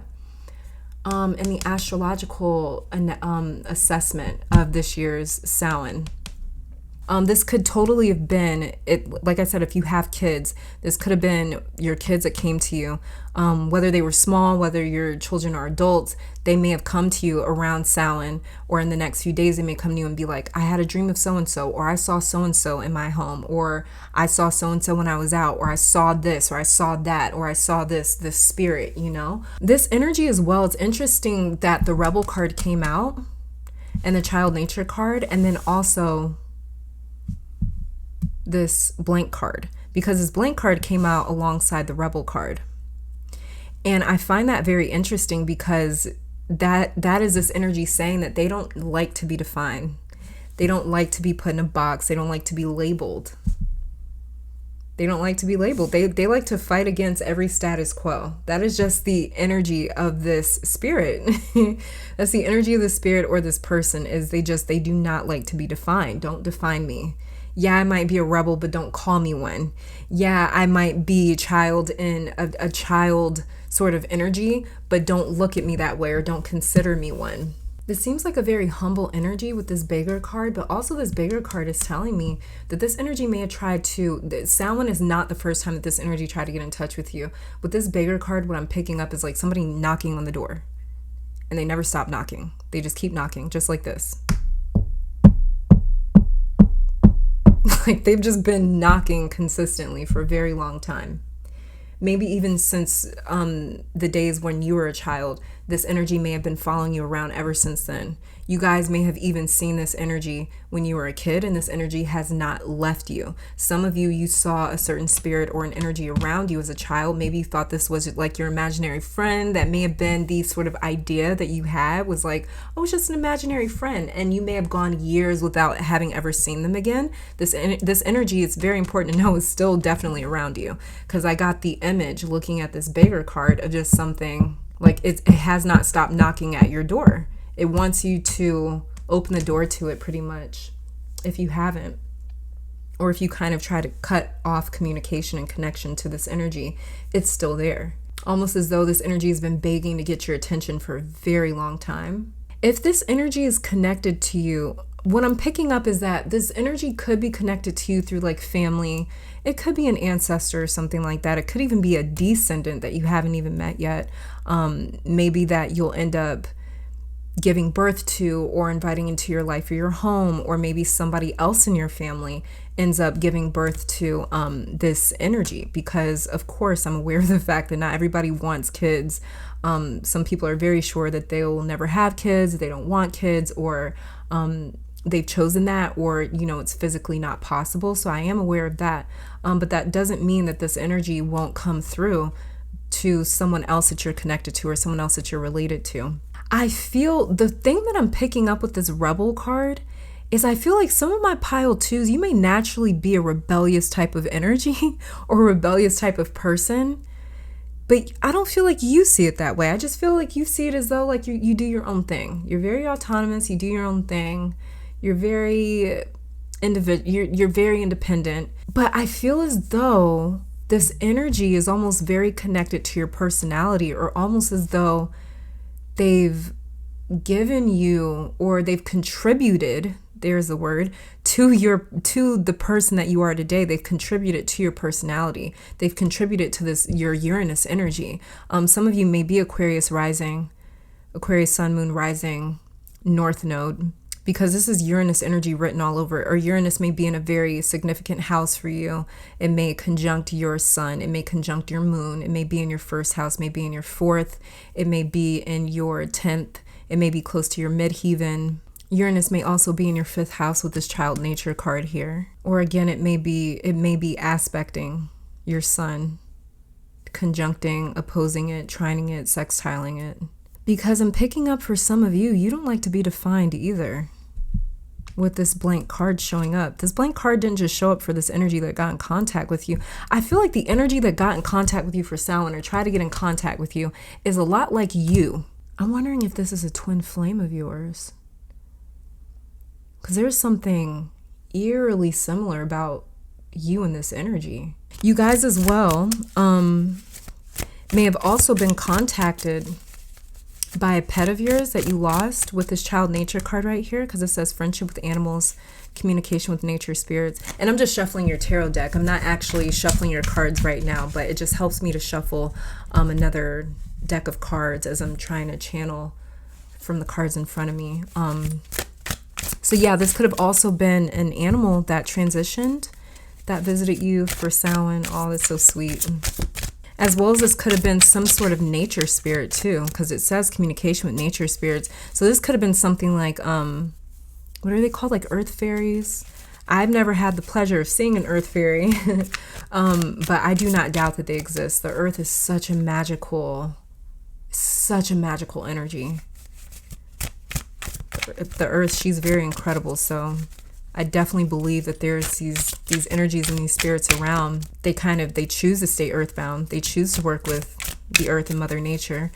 So it could have been something along those lines that was also around you. It's funny too, because this blank card did end up coming out, and I cannot pinpoint this energy because I keep getting the lines crossed, because it feels like you too. That's what I'm trying to figure. So it's like either this is a child or this is like a twin flame. This is some sort of spirit that's like, they're not just following you around. Like there is a connection here. Like a possibly a soul contract or something like that. This is like somebody that you got a soul contract with. Let's get your tarot cards. Let's see. So now I want to know.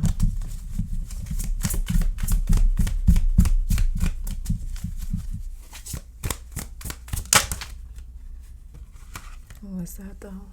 We have the Ace of Scarabs, which is the Ace of Pentacles. I'm going to keep shuffling because it did turn back over. So, first card to come out for you is a Scribe of Scarabs, which is the Page of Pentacles.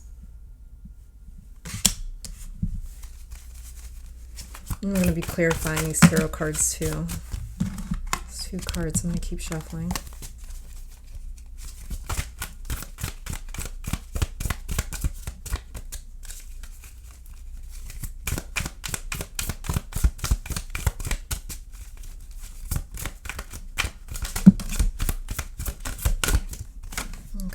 And then we have the 2 of Scarabs, the 2 of Pentacles, and then the card that came out here is the Ace of Scepters, otherwise known as the Ace of Wands in reverse.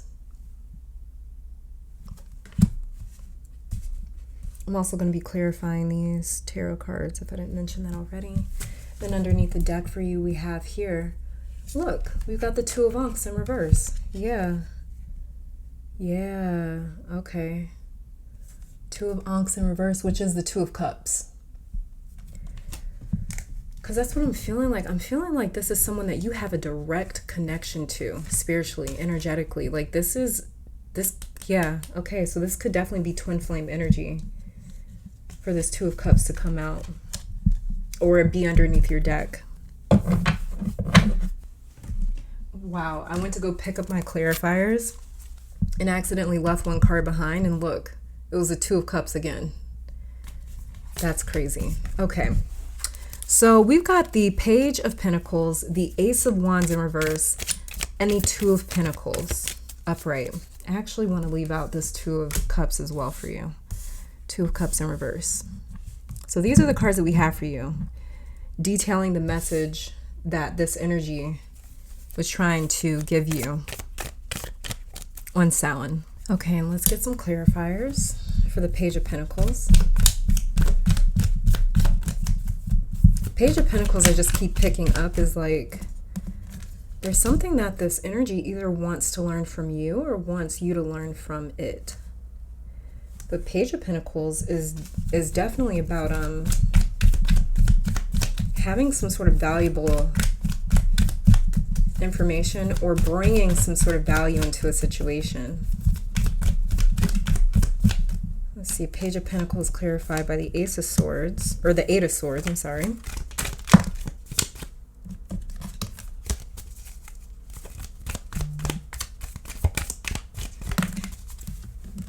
The King of Cups.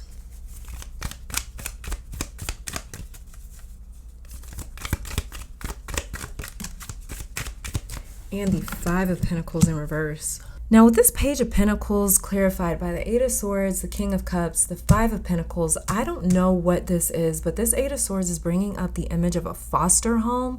I don't know if some of you that picked this pile was in the foster care system at some point, or if this spirit that was with you on Samhain spent some time in foster care. And the King of Cups for some of you is bringing up a stepfather. Do not ask me why. It's just a really random messages coming through that hopefully makes sense to someone watching here. But the message coming through from this energy, getting to your reading, is this spirit is seeing you doing your best to get through a challenge or an emotionally chaotic situation with the King of Cups here. This is you trying to stay grounded and in control while being emotionally triggered and feeling mentally trapped with this Eight of Swords. Five of Pentacles in reverse is saying many of you have turned to yourself for survival or to get through something. Like, you are depending on yourself to get through or out of a situation. Even though this may be stressful, you are also learning from what you're going through with the Page of Pentacles right here. You've taken an unfortunate situation and have turned it into a lesson. So this Eight of Swords here is this energy saying to you, and this Eight of Swords is here to clarify the Page of Pentacles. It's saying to you that it sees something that you're trapped in. And so you could be trapped in an identity. I just saw 2222 for you as well on my camera clock. So repeating twos may be something very significant for you right now. But with this Eight of Swords here, what I'm picking up is this energy saying that it sees some sort of situation that you're trapped in. Either it's a situation, it's a mindset, it's an identity, it's an image, it could even be some sort of information that you found out that you keep replaying in your head over and over again. And this has created a sense of limits. It's created limiting beliefs for you as well.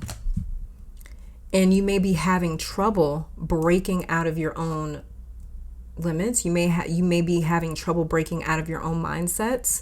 That is something that this energy is trying to bring to you, because it rebels against any sort of labels, any sort of box that anyone tries to put on or around this energy. It rebels. It's like the ram, and it just punches its way out of any sort of labels that have been placed on it that it did not consent to.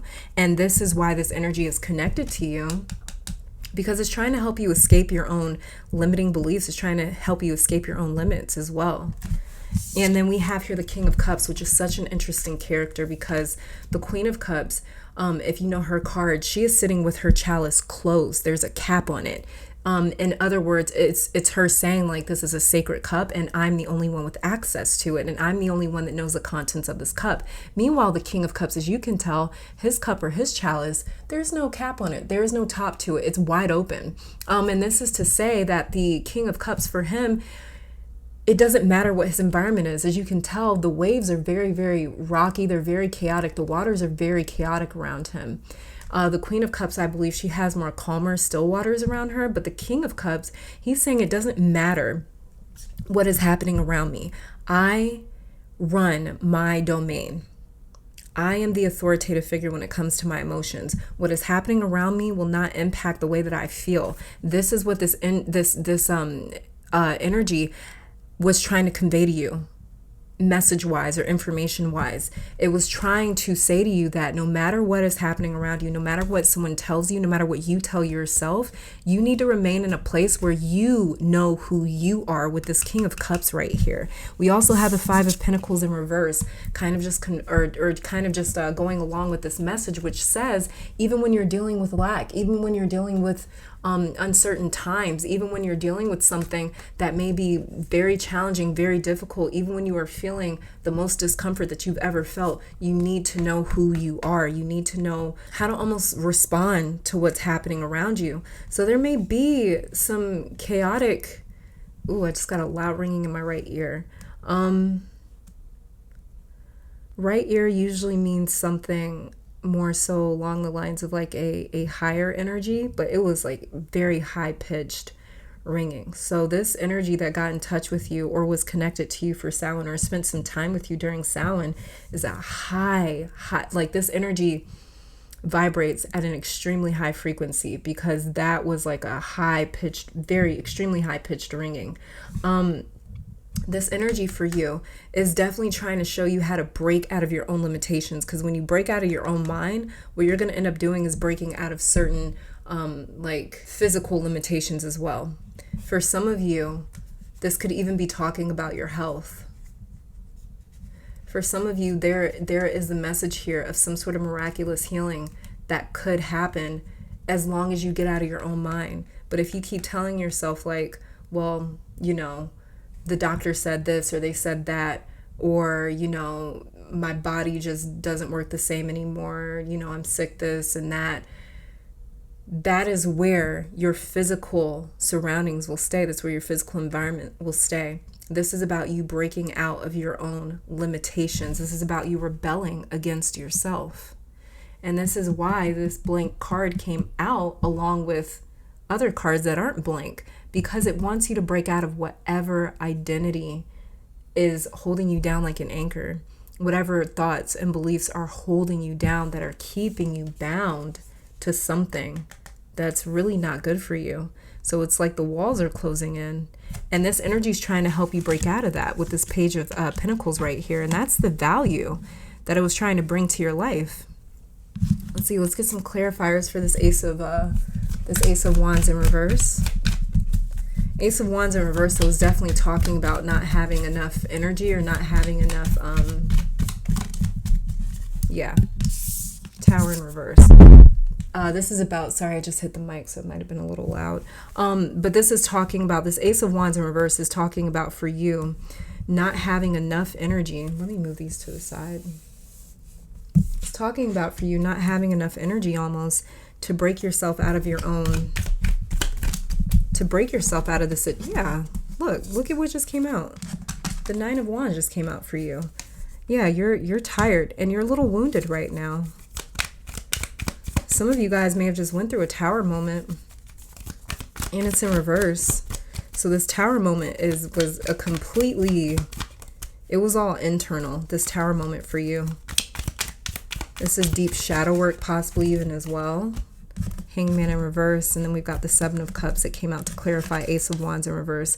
Yeah, so this is about you guys recuperating and repairing certain things. But for now, you got to stop taking these hits. If you're going to recuperate, if you're going to rebuild, if you're going to repair after this Tower moment that you just went through, which tore everything down, it caused a lot of things to tumble, to fall out of your life, to fall apart, to break apart, to deconstruct. This is a heavy situation that my pile 2s are currently in or have just gotten through. Some of you are currently going through deep shadow work, or you are having a dark night of the soul. Ace of Wands in reverse talks about not feeling alive, not feeling motivated or enthusiastic about living. The reason for that is the Tower in reverse moment seriously wounded some of you with this 9 of Wands. 7 of Cups says, I've tried so many ways and so many times to heal or to get better, to fix my life, to be happy, to repair, but it never works with this Hangman in reverse. I feel like this is you guys having tried. Maybe you did try therapy, maybe you did try rehab, maybe you did try taking time off, maybe you did try removing certain people from your life, maybe you did try going cold turkey in some area, maybe you have tried everything that you could try to get better, right? That is being acknowledged here. The spirit that visited you wants to highlight those from pile 2 that are feeling hopeless, like nothing is ever going to change about a particular situation or life in general. Some of you are looking at a particular situation and you are anticipating future pain and disappointment, or you are convinced that someone or something won't stop hurting you. This is only for like one person here or a couple people in this pile, but you may have tried to replace, for lack of a better word, someone or something in your life, and they can't live up to what you used to have with the 7 of Cups, Hangman, and this 9 of Wands. Pile 2, very simply, what this spirit is saying is you are missing the point or the lesson of a painful, challenging situation with this Hangman in reverse.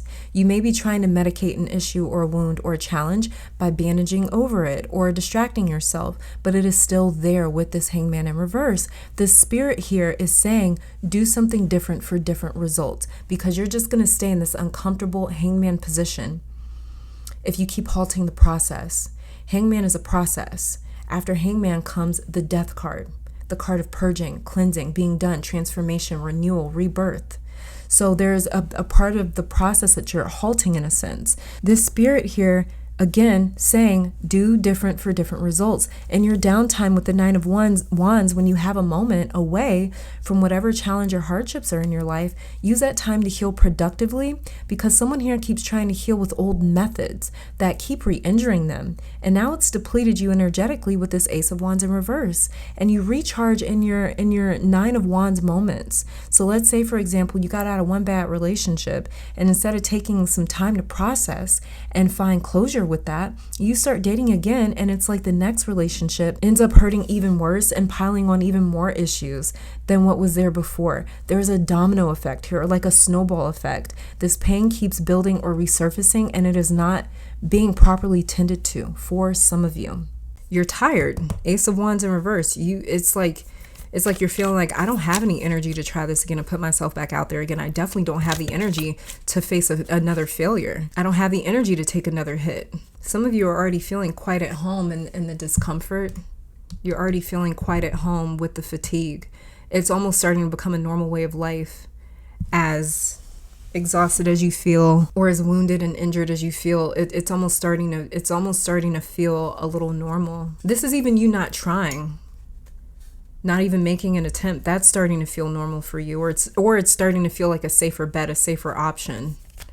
So you don't have to go through any more tower moments or any more failures, you know? This energy wants you to revert back to a page. When I first saw these 4 archetype oracle cards, and I saw this child card and this rebel card, that was actually one of the first things that I said, is this reminds me of a lot of page energy. And the first hero card that we ended up pulling for you was a Page of Pentacles. So this is this energy that connected with you on Samhain. One really important message that they want to give you is to really start deconstructing your mindset. They want you to rebel against your own thoughts. They want you to clear out your own thoughts. This is another reason that this card came out blank, is because they were like, we want you to have no identity. We want you to erase your identity, or erase your past, or erase your mindset, erase your beliefs, erase your opinions, erase your judgments, erase your experiences. We want you to erase them so you have enough courage to venture back out there and try again. Let's get some clarifiers for the 2 of Pentacles here.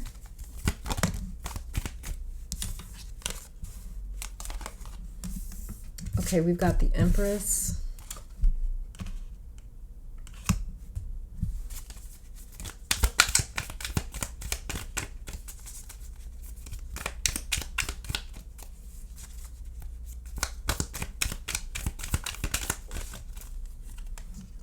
Got Death in reverse.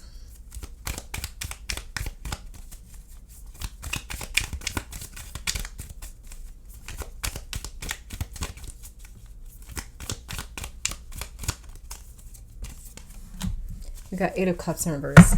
Yep. It feels a lot more comfortable for you guys to stay in the discomfort. As I was talking about earlier, it's easier for you. It's easier because you don't have to guess what's going to happen. It's very easy for you guys to stay in this Nine of Wands moment. It's not even staying in a moment where you're getting repeatedly, you know, attacked or bombarded or anything like that. It's not even that, but you guys are finding a little too much comfort in this Nine of Wands moment. The Nine of Wands happens after he has been, he's gone through some things, and the Wands, they go through it. And the Nine of Wands comes after the Eight of Wands. Eight of Wands is a organized attack. It's 8 different wands being shot at the same target or the same person. So it's extremely organized. It's extremely efficient, or not efficient, but it's extremely effective because every single one of these wands is heading towards the same target. So even if a couple of these don't hit, one of them is eventually going to, and it hits with so much velocity and speed that it really hurts. And he ends up needing to, after the Eight of Wands, taking a break from that, because they really got their shit together in the Eight of Wands, and he ends up getting hit a few times. And so he builds this wand out of those Eight of Wands that they threw at him. He builds this wall. This wall that he constructs is supposed to protect him and keep him from the people that were attacking him. It's supposed to put a barrier between himself and the people that are coming for him. But he builds a wall out of pain. He builds a wall out of the same things that were used to hurt him.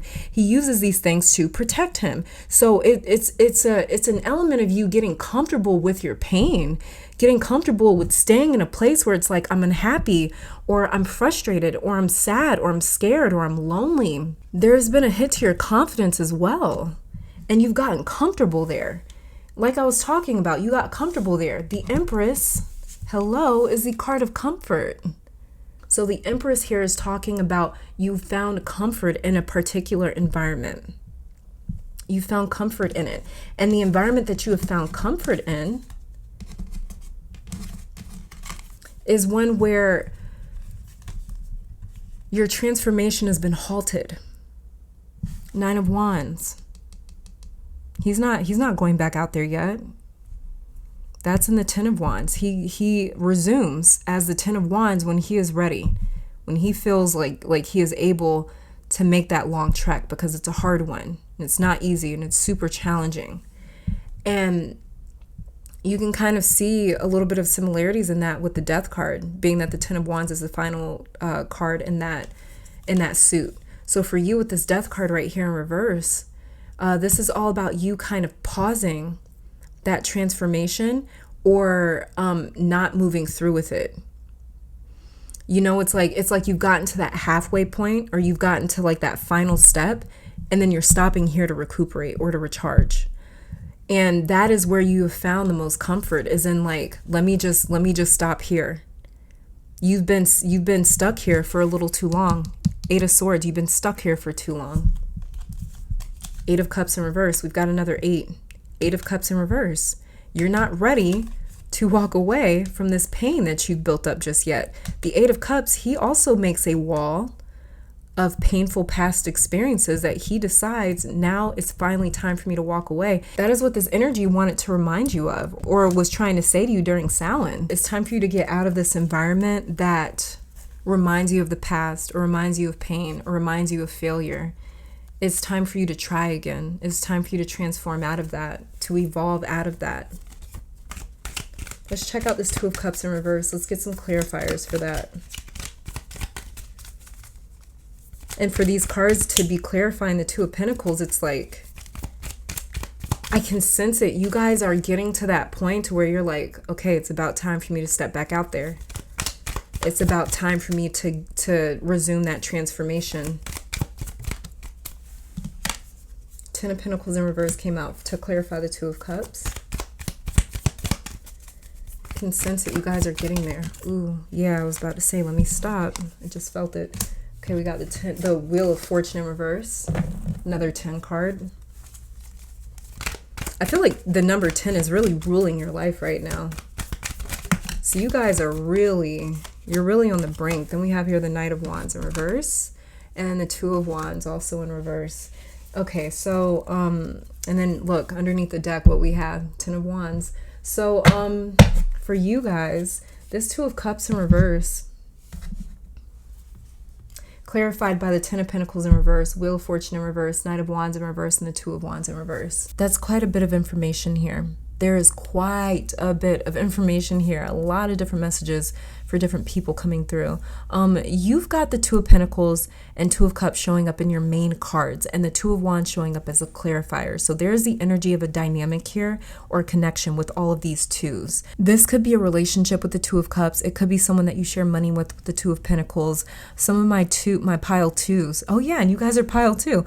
Some of my pile twos may be involved in the type of dynamic where there's this one person that runs and another that chases, or like one person that pushes and another that always gives in. But what I'm really saying here with this Two of Cups being clarified with all reversal card energy is that someone here may have lost an option in love, or in like a close connection. It's like this whole side of the reading goes flat or dark, like this isn't available anymore for someone here. And this may be what's causing such a transformation in your life, because someone else thought that things were fine or like full steam ahead with this Wheel of Fortune showing up. Another thing coming through is someone's relationship changing because of work. It's like more of your focus right now may be towards work, or you were spending a lot of time at work. Could be either you or your partner, but there's another half here feeling left out or neglected. And this energy that was with you in Samhain is highlighting that. Someone needs to hear this, okay? But don't give up on your relationship or your family, or on whatever it may be that is important to you with this Two of Cups. Two of Cups is about what is important to you. It doesn't just have to be a romantic relationship. A cup is something that we ingest, we absorb it, we drink it. We trust this other person enough to drink from a cup, and we're receiving from them. So it's like we're taking on their own contents, we're taking on their own energy. So this is someone that something that's very important to us, something that we're very close to, something that we trust, something that we have a close emotional tie or connection to. Don't give up on what is important to you, because I have a feeling my pile twos, the place that you have found the most comfort in is in not trying anymore. And this has to do with a person or a relationship or intimacy in general. If it's not a specific person or relationship, this energy is saying don't give up on love or family or friendship or having a special connection, because they keep looking at or highlighting what could be a relationship or some sort of important connection. They're highlighting how you stopped building or how the relationship stopped progressing. It was like you guys couldn't get past a certain point. Another thing that this message coming through could be referring to is someone in this pile having lost their soulmate or their true love, their first love, or some sort of a special connection. This person that passed on, it may have been the person that you share that special connection with. This energy may be highlighting that if you had a close connection to them. I'm just the reader, so it's difficult to be more clear about this, but only accept it if it resonates, okay? Do not try to force it. If it's meant for you, you'll know it, and you'll feel it to be true for you, and it'll work for you, okay? There's some other messages coming through as well. Let me see, hold on. Some of you guys with this Two of Cups in reverse right here is talking about some sort of energy, someone else's energy that you've been absorbing, you've been consuming, you've been digesting. Two of Cups in reverse is telling me that you've almost lost sense of whose cups is who, whose feelings belongs to who. Two of Cups right here is ruled by Venus in Cancer, meaning Venus in Cancer. Again, this is about comfort. Venus is the sign of comfort. She rules the five senses. She rules satisfaction, pleasure. And Cancer is ruled by the moon, and it rules the fourth house, which again is all about the mother.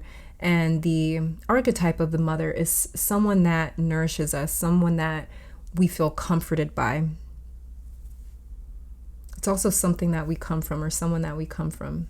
So again, this is all about comfort. It's in reverse for you, saying that you need to separate from something. This might not even be a person for you, But the energy that visited you on Samhain is saying that you need to, you keep consistently indulging in something or participating in something that has caused you to almost forget yourself, or that has caused you to almost directly affecting your self-esteem and the way that you look at yourself, the way that you see yourself, the way that you imagine yourself. It's like you can't necessarily get out of these limiting beliefs because you keep participating in them, or you keep indulging someone or indulging in something that is directly impacting your confidence and your sense of self and your sense of identity. And because of this, some of you are struggling with feelings of feeling good enough, feeling confident enough to be able to do what you were meant to do. Wheel of Fortune is right here. This is the card of fate. Some of you feel as though you're not good enough for your purpose anymore, maybe because you've fallen off the wagon or something like that. Some of you may have fallen off the wagon in some way, shape, or form. You may have returned or reverted back to something that is toxic or unhealthy for you, and it's been extremely, extremely difficult for you to feel good about yourself because you resorted or reverted back to that. Knight of Wands in reverse, again, is talking about feeling as though I don't have the energy to get back out there and fight for what I want, or to change. I don't have the energy to change right now. I don't have the energy to see this change and this transformation through. I don't have the energy to be who I'm meant to be. The Ten of Pentacles right here clarifying this Two of Cups. Ten of Pentacles is ruled by Mercury as well as Virgo. So this is all about the mind. Mercury, Lord of the mind. Virgo, ruler of the 6th house, who is all about hard work, health. I don't have the energy to fix my health. I don't have the energy to be healthier. I don't have the energy to think healthier. I don't have the energy to try and change the way that I think, the way that I am. This energy that visited you specifically on Samhain says, yes, you do. Actually, this blank card had nothing honestly to do with the energy that visited you. This is actually your card. And this energy is asking you, who are you? Who do you want to be? Who do you want to be? You have every right to change. You've got every right to change who you are. If you don't like it, if you don't like who you are, if you don't like something about your life, you have every right and reason to change it, to transform it. The issue is your energy levels. Ace of Wands in reverse right here, Two of Wands in reverse. That's the biggest issue. This Nine of Wands is having the energy, having the confidence to feel deserving of being allowed to change and to evolve and to transform. Some of you are wondering with this Two of Pentacles down here that was clarified by the Empress, the Death card, and the Eight of Cups in reverse. Some of you are wondering, do I have the right to change? Am I deserving enough to be a better person? Am I deserving enough of better things? Am I deserving enough of a better relationship? Am I deserving of something better? Some of you guys are struggling with feeling deserving of it. And you're struggling with feeling deserving of it because, like I said, you keep indulging in something that is making you feel trapped, and it's making you feel a bit wounded, or it keeps you in this state of the past. Maybe in the past you weren't making the best decisions for yourself, or maybe you have, like I said, again, reverted back to some really old habits, or maybe some toxic habits, some unhealthy choices. Maybe you reverted back to that, and it is really affecting the way that you feel about yourself. Like, I'm not allowed to be upset about this. I'm not allowed to cry about this. I'm not allowed to hurt about this because I put myself back in this position. It's like that fool me once, shame on you, fool me twice, shame on me. That's the energy that I'm picking up here. And you feel like because of that energy, because I did this to myself, I am not allowed to want better. This is my fault. And this energy is saying to you, it doesn't have to be. It doesn't have to be your fault. That is what that energy on Samhain really tried to tell you, was not to blame yourself for something that you may have involved yourself in again. It's trying to tell you not to feel, don't let that get in the way of the person that you want to be. Don't let that get in the way of your goals. Don't let it get in the way of your dreams. Don't let it get in the way of your aspirations. Don't let it get in the way of what you want out of life. Don't let it get in the way of your joy, your happiness, your peace, your identity, who you are as a person. Don't allow it to make you forget yourself so much that you end up paying for someone else's actions, or you end up paying for a mistake. You're allowed to make a mistake. This Rebel card may also be talking about that. Some of you guys may be you may be a person that prides yourself on not making very many mistakes and not going back, and maybe you felt like you did. Some of you as well, if you lost a loved one that you were in a romantic relationship with, this could have been the person that came back to visit you in Samhain. And that may be the them trying to give you that message of like, especially if you depended on them to like keep you encouraged and keep you motivated and keep you from resorting or reverting back to your old ways, and you lost this loved one that could have been a friend or it could have been a romantic partner for you. They definitely want to say to you, like, forgive yourself, stop judging yourself so harshly, and stop thinking that you don't deserve better just because you went back to something that you shouldn't have, or maybe you did something that you shouldn't have. They want you to stop punishing yourself, and they want you to completely reclaim your own identity and your own image, and they don't want your identity to be claimed by a mistake. They want you to hold power over your own identity, pile 2. This loved one for you, they're saying rebel against how you see yourself. Let's see, let's get some other, oracle cards. So we have here, Skull of Darkness, blind spots. Yeah, I feel like with blind spots here,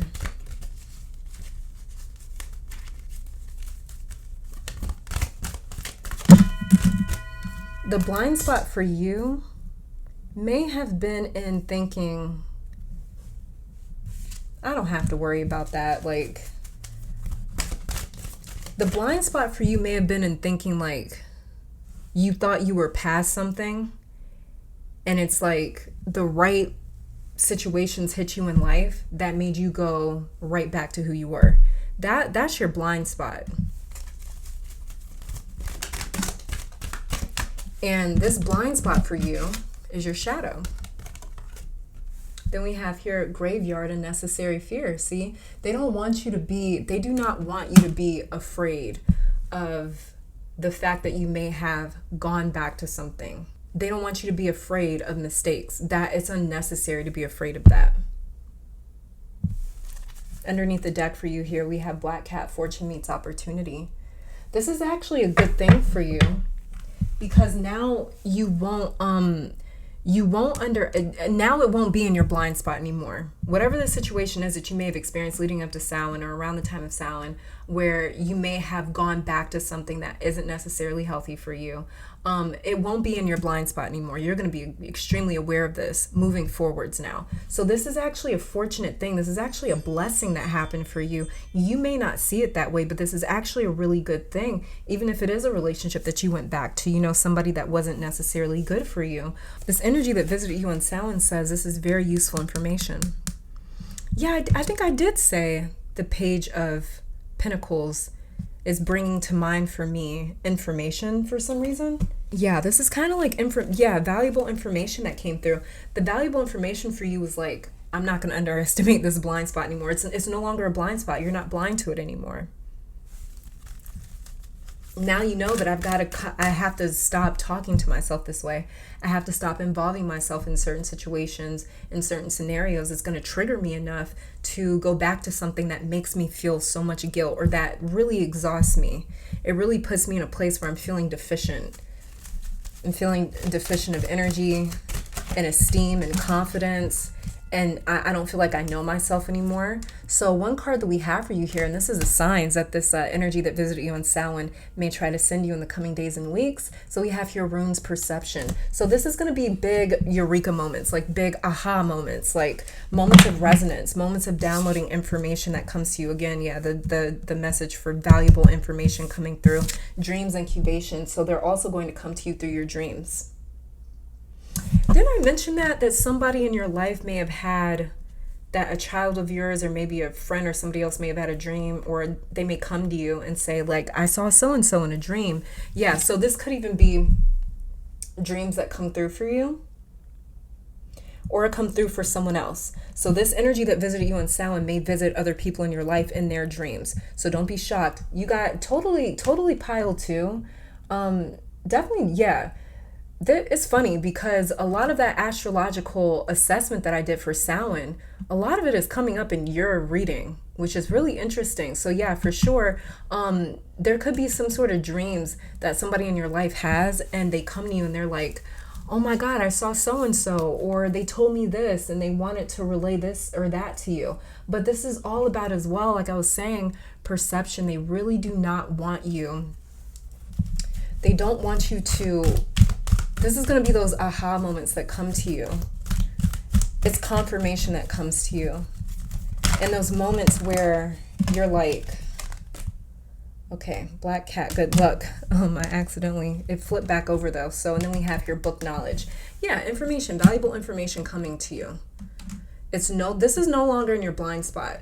You won't have to worry about this anymore because you'll see it coming next time. If there ever is a next time, you'll see it coming. It won't catch you by surprise, and it won't catch you off guard to the point where you're making decisions and maybe actions, and you're doing things that you don't necessarily resonate with, or that you're no longer in alignment with anymore. You're not in alignment with being a certain type of person anymore. And the type of person that I'm really picking up from my pile twos is like, so you went back to something and it made you feel small again.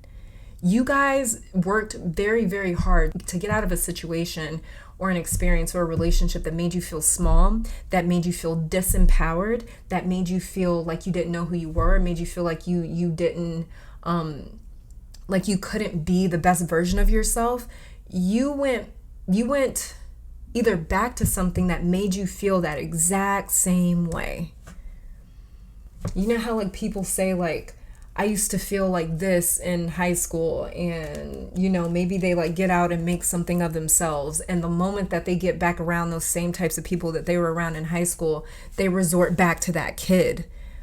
That's what, we've got child nature. It's like you resorted back to something in the past that you had escaped. You had escaped feeling like that. So one thing that is really going to the signs that they're going to be sending you will have a lot to do with just confirmation. These feelings, these confirming emotions and feelings and thoughts and ideas and experiences that make you go, I knew that, or I felt that, So it's going to be, and other people may come and confirm things for you. Dreams incubation, your dreams may end up confirming things for you. Things that you read about. Things that you end up reading about. You may have this inclination to go and buy a book or read a book, and it's got the same sort of messages in it that you've been thinking about. That's resonance. I remember that happened very early on in my own spiritual journey. I would get these downloads of messages, and I would fill up like pages, like front and back, pages upon pages upon pages of just this crazy information I was downloading. And then I would end up reading a book, within a few days or a week or so, and it would literally say verbatim the same things that I had written down. And it would just be that moment, that deep moment of like, what the actual fuck?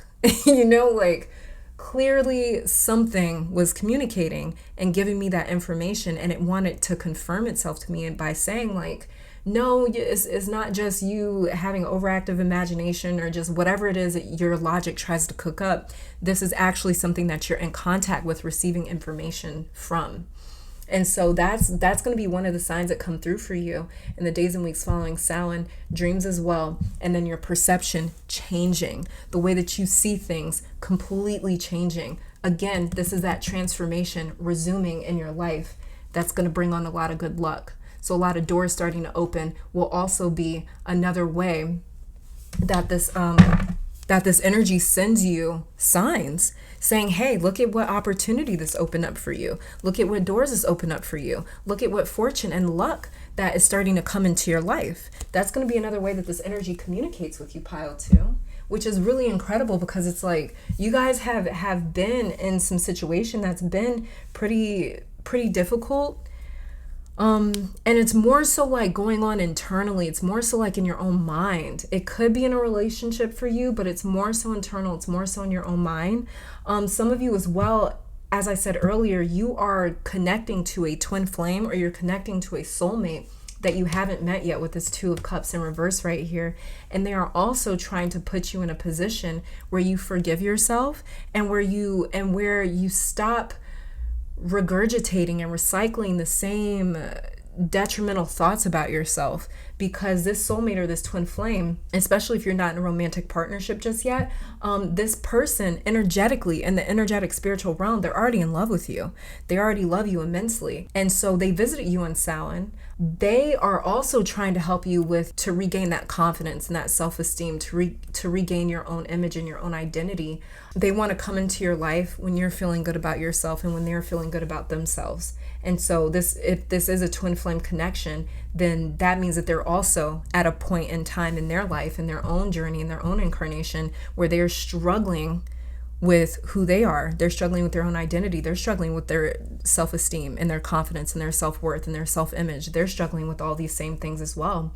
And this may be why their higher selves visited you spiritually, to kind of communicate with you and to say, let's get on track. And you've got 2 cards here. So this could be you guys energetically aligning. Like I said, some sort of soul contract is here. This could be you guys sort of energetically aligning and saying, hey, you know what, let's get healthy, or let's get to a good place together. So you guys energetically could be aligning to really sort of help to provide strength for each other, to provide strength and to provide that sense of not feeling alone in this fight or in this journey or in this battle. And that's what this one of these energies that visited you on Samhain may have connected you to this soulmate or this twin flame that you've yet to meet, if you haven't met them yet. Pile 2, your reading has really went on for a minute. So I'm going to have to end it here. Thank you guys so very much for tuning in.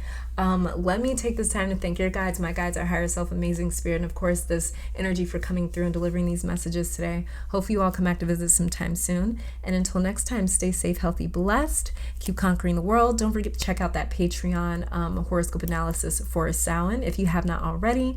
And I will see you guys next time. Bye. All right, pile number 3. Welcome to your reading.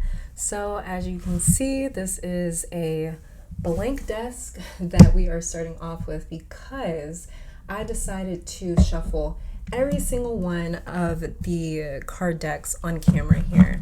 I don't know why I decided to do that, because that means that these readings are going to run a lot longer than usual. We're just going to be doing that to see exactly which spirits or which energies were around you, tried to contact you on this year's Samhain, what messages that they tried to send you, and the signs that they are leaving behind in the days and the weeks following this year's Samhain, which started October 31st, 2021 and ran until the evening of November 1st.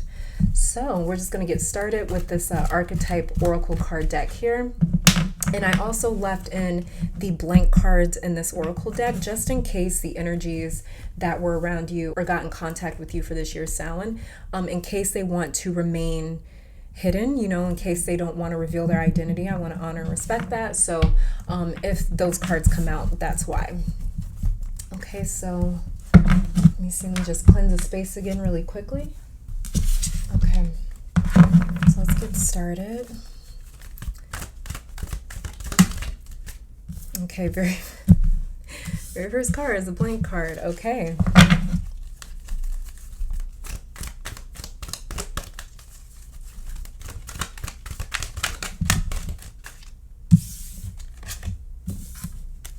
And then we have artist.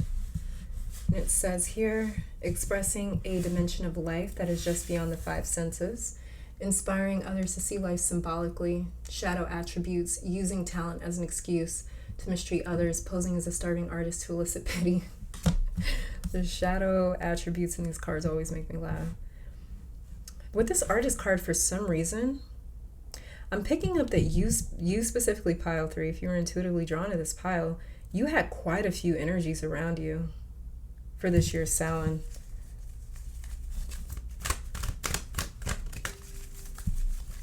Which may be why you received the first card for you was a blank card. Or it could also mean that one of the energies around you for Samhain wants to remain hidden. I'm sorry, one second. Yeah, this artist card is definitely making me feel as though you had quite a lot of energies around you. Some of you as well, you can see people's auras around them. with this artist card right here, some of you, that's actually how you see energies and spirits, as well as is through color. They may appear to you in different colors. So this energy that's around you, that card definitely wanted to come out. This energy that's around you, you may have seen it as a color. We also have here servant, light attributes, delight in serving others with a free and loving heart. Shadow is using the lack of money as an excuse not to move forward with life. Then we also have here hermit. Light attributes seek solitude to focus intently on inner life, serves personal creativity. Shadow is withdraws from society out of fear or negative judgment of others, refusing to help those in need.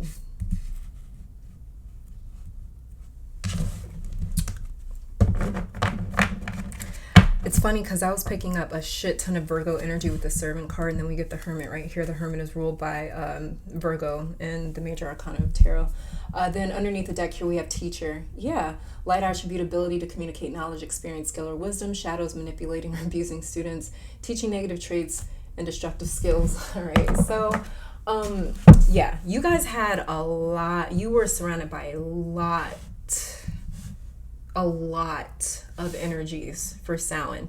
More than likely, you always have, more than likely, pile 3, you're always hosting a group or a community of spirits. Whether you are a medium or not, whether you can actually sense these energies around you or not, more than likely you can, even if it's just as simple as like, you never feel alone.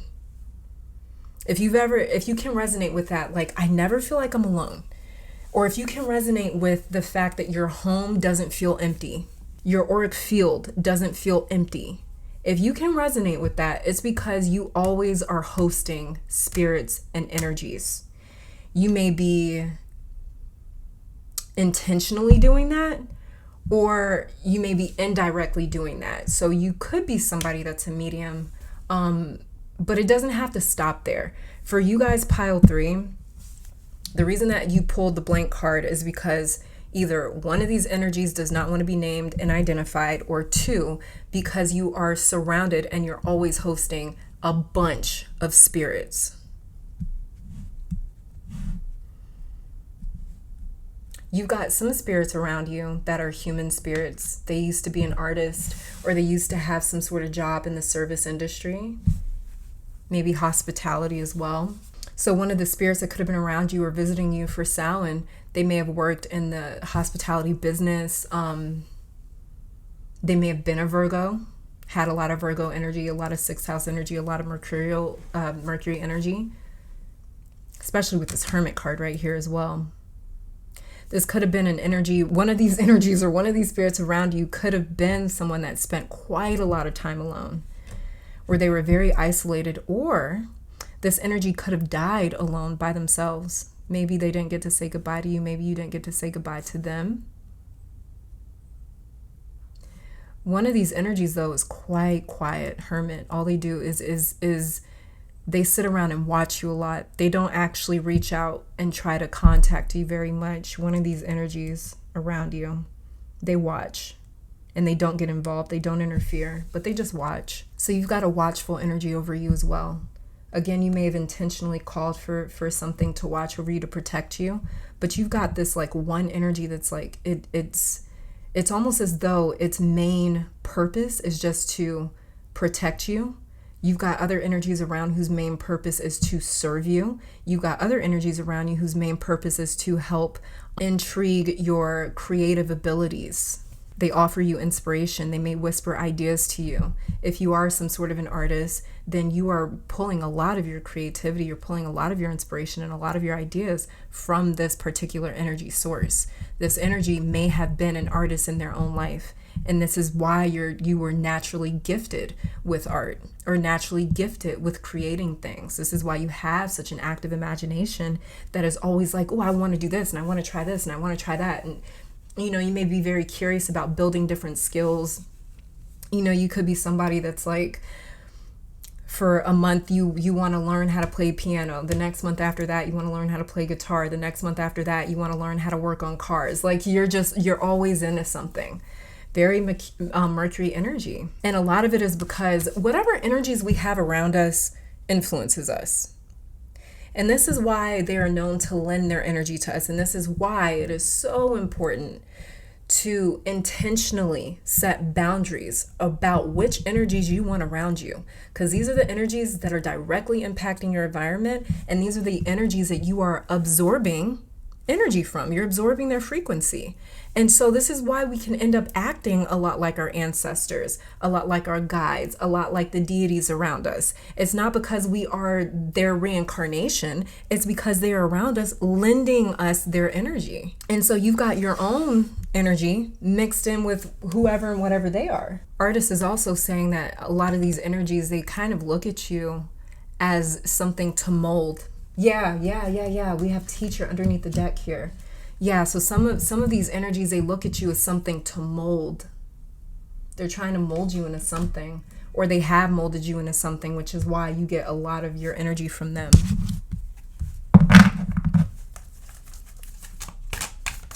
Let's see what they have to say to you. You've got the Eight of Cups here.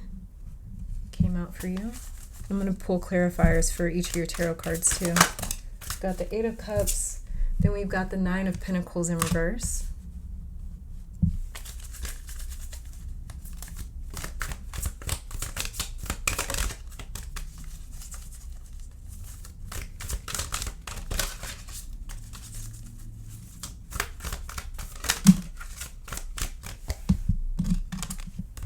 And we've got the Magician.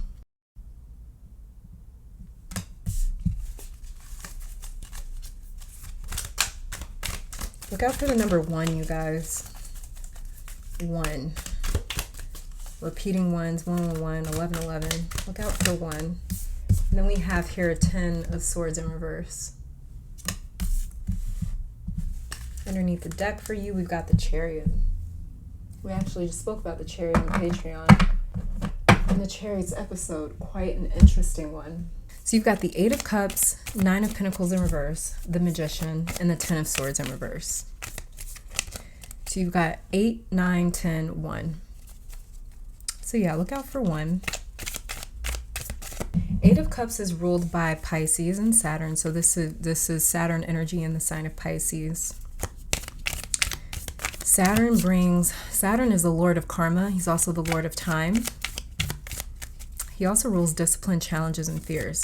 I'm just shuffling clarifiers. I'm not actually shuffling to pull them just yet, but it just helps me to channel as I'm shuffling helps me to channel. So that's what you're probably hearing. But yeah, with the Eight of Cups here, this is Saturn and Pisces energy. So this is something that was like a little emotionally difficult for you. The message that these energies that visit you on Samhain want to highlight is something that you are emotionally challenged to do, or some sort of emotional tie, commitment that you've broken. This could be some sort of a contract, like an energetic soul sort of contract that you've broken, or that you fulfilled, you've completed, and you walked away from it. Nine of Pentacles says, I'm walking away from my own good. The magician is coming through for me as this artist right here. Somebody that is just crafting something new. Ten of Swords in reverse. You're actually using something that nearly maybe like broke you, or it felt like you got close to something breaking you, but you're actually kind of using that. You're transmuting that energy. You're transmuting some sort of pain and you're using it for your own gain. This could even be a story. This could be you guys maybe like sharing an experience or sharing a story, something like that. It could be you guys having escaped your own demons, your own addictions, your own fears with this Ten of Swords in reverse. And you're really taking like a challenging moment and you're putting a spin on it. You're making something very beautiful that may have been very nasty, very ugly. But Ten of Swords is not a pretty card. It's pretty nasty. It's pretty disturbing, the Ten of Swords. Whether you pull it up or right, or whether you pull it up or down, Ten of Swords it's not a pretty card. in any way, shape, or form. Let's start getting some clarifiers for your tarot cards. So for the Eight of Cups here, let's see, we got the Eight of Wands, another 8 card.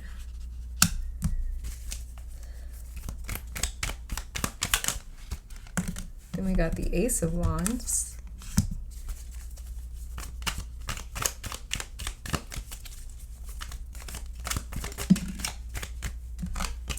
Then we got the Nine of Wands in reverse. So Eight of Cups is clarified by the Eight of Wands, Ace of Wands, and the Nine of Wands in reverse. It's all wand energy.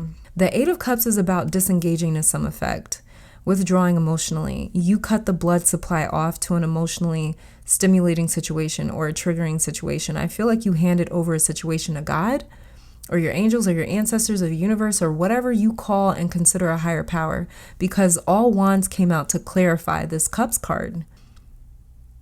This is some of you figuring out that you've been fighting a spiritual battle with emotions, and now you're responding with spiritual essence and power. You're also refocusing because it's like you've got more energy on your hands now that this emotional situation isn't in your life anymore. It's really funny how each of these piles for this particular reading today, each talked about some sort of really emotionally challenging, hectic, or chaotic connection. Every single reading is highlighting that. There must have been, this past retrograde season, we talked about it over on Patreon, was not easy for a lot of the collective, especially if there were any sort of relationships on the rocks before that retrograde season hit. It ended. And for some people, it didn't end well. You know, it ended pretty bad. It ended maybe aggressively, or maybe there was like an argument, or maybe like the last words that some people said to each other weren't great. So I feel as though for my pile threes, now that this emotional situation isn't taking up so much time, space, and energy in your life anymore, like now you can focus on some other things. The Wands is the element of fire, and fire represents life force energy, vitality, enthusiasm, spirituality, actions that make us feel alive. So now that you are not emotionally being held hostage, you can focus on what's important with the Eight of Wands, Nine of Wands, and the Ace of Wands. So you weren't just emotionally attached to something, it also fueled you. It was also your focus. That's what Wands represents. It represents focus, it represents motivation, fuel, determination, action. You know, it's the very Mars, Sun type energy. So you walked away from something for a very specific reason. One is because something may have taken too long to kind of settle itself or figure itself out. Ace of Wands is because you want a new beginning. You're sick of waiting for some sort of new beginning. These energies that were around you in Samhain is highlighting the fact that you've walked away from something, or approaching the time where you're walking away from something, because you're healed. With this Nine of Wands in reverse, you're healed. You're feeling more whole. And if you're not feeling that way just yet, it's coming. It's going to happen. Where it's kind of like the clouds dissipate. The clouds move away. The storm moves out. A storm may have moved in. Now it's moving out. As you guys can see with the Ten of Swords right here, this really dark cloud over him. It's like, it's already bad enough. I mean, he's got 10 swords in him. And then to make matters worse, you also got a rain on me? Like, damn. You know? So it's like there was a storm that moved in. There was some sort of storm that moved in, but it's being cleared out now by the sun. And you're the sun with the Magician card right here. You've actually learned as well from one of these energies around you, possibly an ancestor, how to magician your life, how to get out of certain situations, strictly just by willpower. You have an example of strength somewhere in your life. And if you don't have that example of strength, then it's even more confirmation that you pulled that strength from somewhere, somewhere inside of yourself. It didn't come externally. It came from somewhere inside of yourself. So you walked away from something for a new beginning, for more synchronicity, and for healing. So you either walked away and are walking towards these things.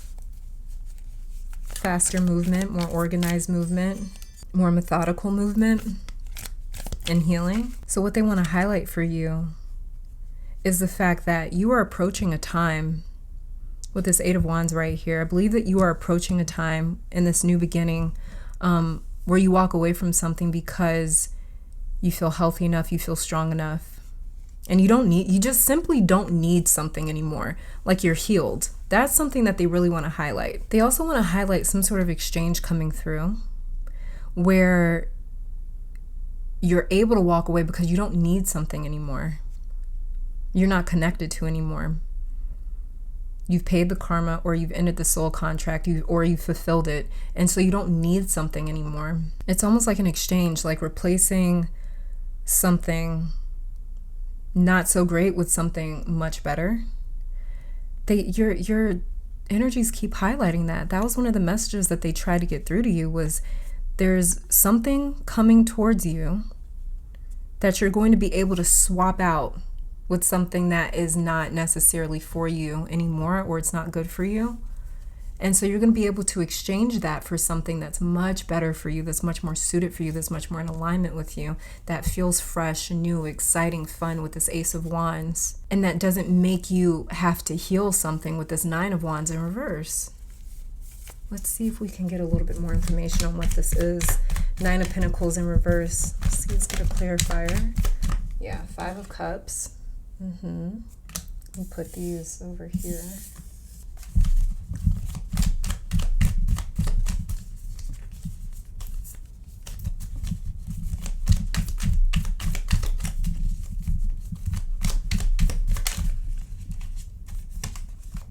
Nine of Pentacles again, being clarified by the Nine of Pentacles upright.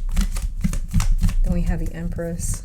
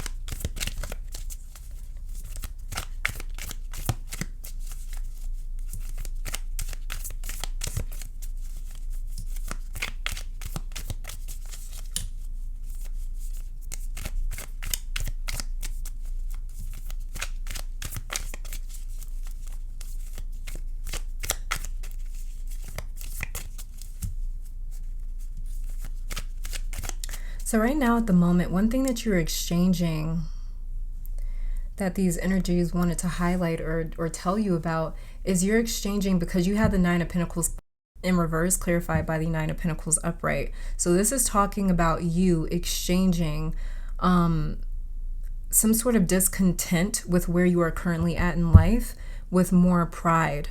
You know, it's like you're going to be exchanging the fact that maybe you don't feel so good about where you're at right now currently in life, but you're going to be exchanging that feeling for pride. You're going to be exchanging that feeling for like, I'm very proud of myself. I love where I'm at in life right now. I love my life. So if you've been struggling with feelings where it's like, you know, Five of Cups, if you've been feeling a Five of Cups feeling like, I'm not very happy about this, or I hate that things went this way, very soon you're going to be feeling that exact opposite. Very soon you're going to be feeling Empress energy, whether you are a male or a female. You're going to be feeling Empress energy. You're going to be feeling independent. You're going to be feeling powerful.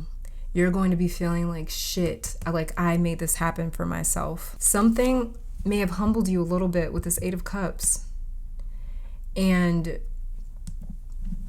you may have kind of forgotten a little bit how to feel proud of yourself for like walking away from something, possibly with this Eight of Cups right here. You may not have felt good about it, about walking away from something. You know, it may have had that moment of grieving with this Five of Pentacles right here, or not Five of Pentacles, but this Five of Cups. You may have been in a moment of grieving with this Five of Cups right here. Whatever you had to walk away from, it threw you off a little bit with this Nine of Pentacles in reverse being clarified by this Five of Cups. It threw you off in the way where it's just like, damn, I didn't think this would hit me, or I didn't think I'd feel it this way possibly. And the energies that were around you for Samhain, they want to highlight that. They want to highlight the fact, even though you know you made the right decision, you may still grieve having had to make that decision, or having made that decision. You may be grieving that. But one thing is that once this grief clears, once the cloud clears, what you're going to come into is this Empress energy, this Nine of Pentacles upright energy, where it's like, I feel so much more powerful, and I feel like I honored myself with this Empress card right here by not only walking away, but by even grieving. Embrace the grieving process, pile 3. That's one really important message coming through from these energies that were connecting with you in Samhain, is to embrace the grieving process, because what you're doing is you're really clearing out. You're allowing yourself to purge those heavier emotions in this past experience. Let's get some clarifiers for the Magician here.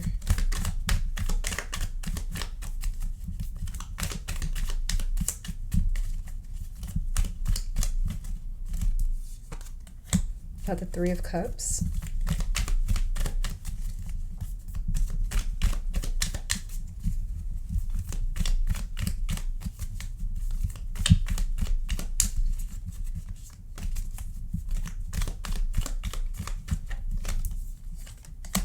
Got the Moon.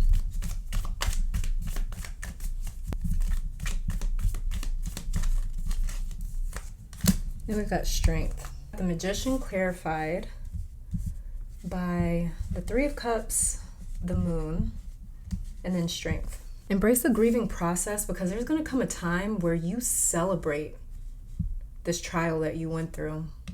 Pile 3. There's going to come a time where you move through, or you move past this dark cloud and this dark storm. Your comeback, or your snapback, is so strong. It is so damn strong that you end up celebrating this storm. We've got the Magician clarified by the Three of Cups, the Moon, and Strength. You're going to end up celebrating what you went through.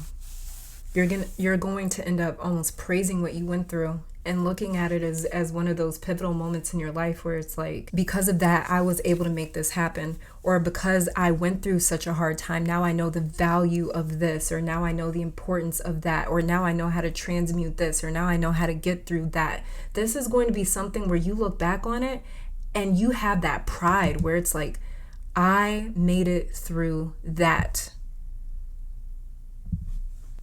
This is something that the energies that were around you for Samhain are really highlighting. They're highlighting the energy and the frequency of celebrating.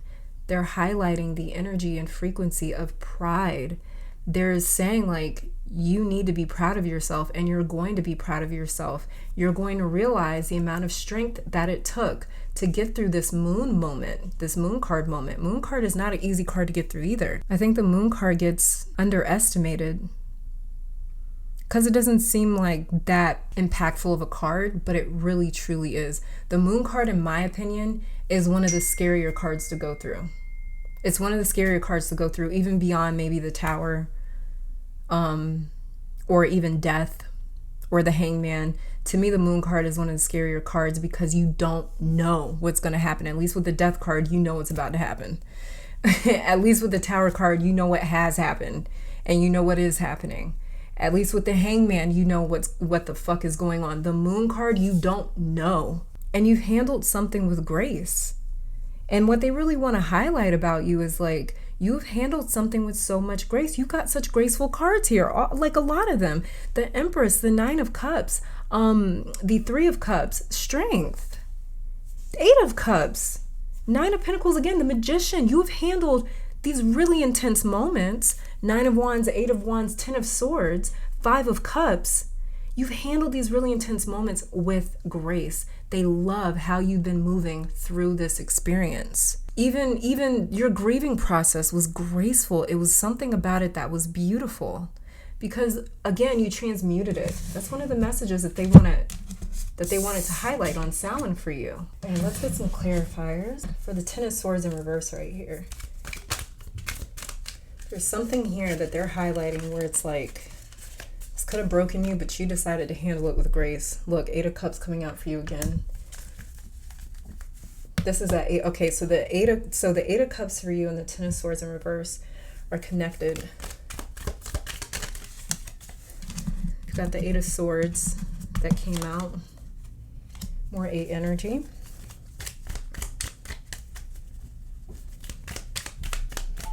Again, this is your strength that they keep highlighting with all this 8 energy here. With the 8 of Wands, 8 of Cups, 8 of Swords.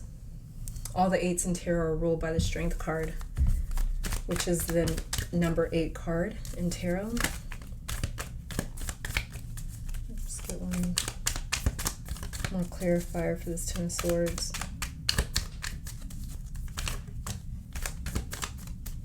King of Swords in reverse. Hold on.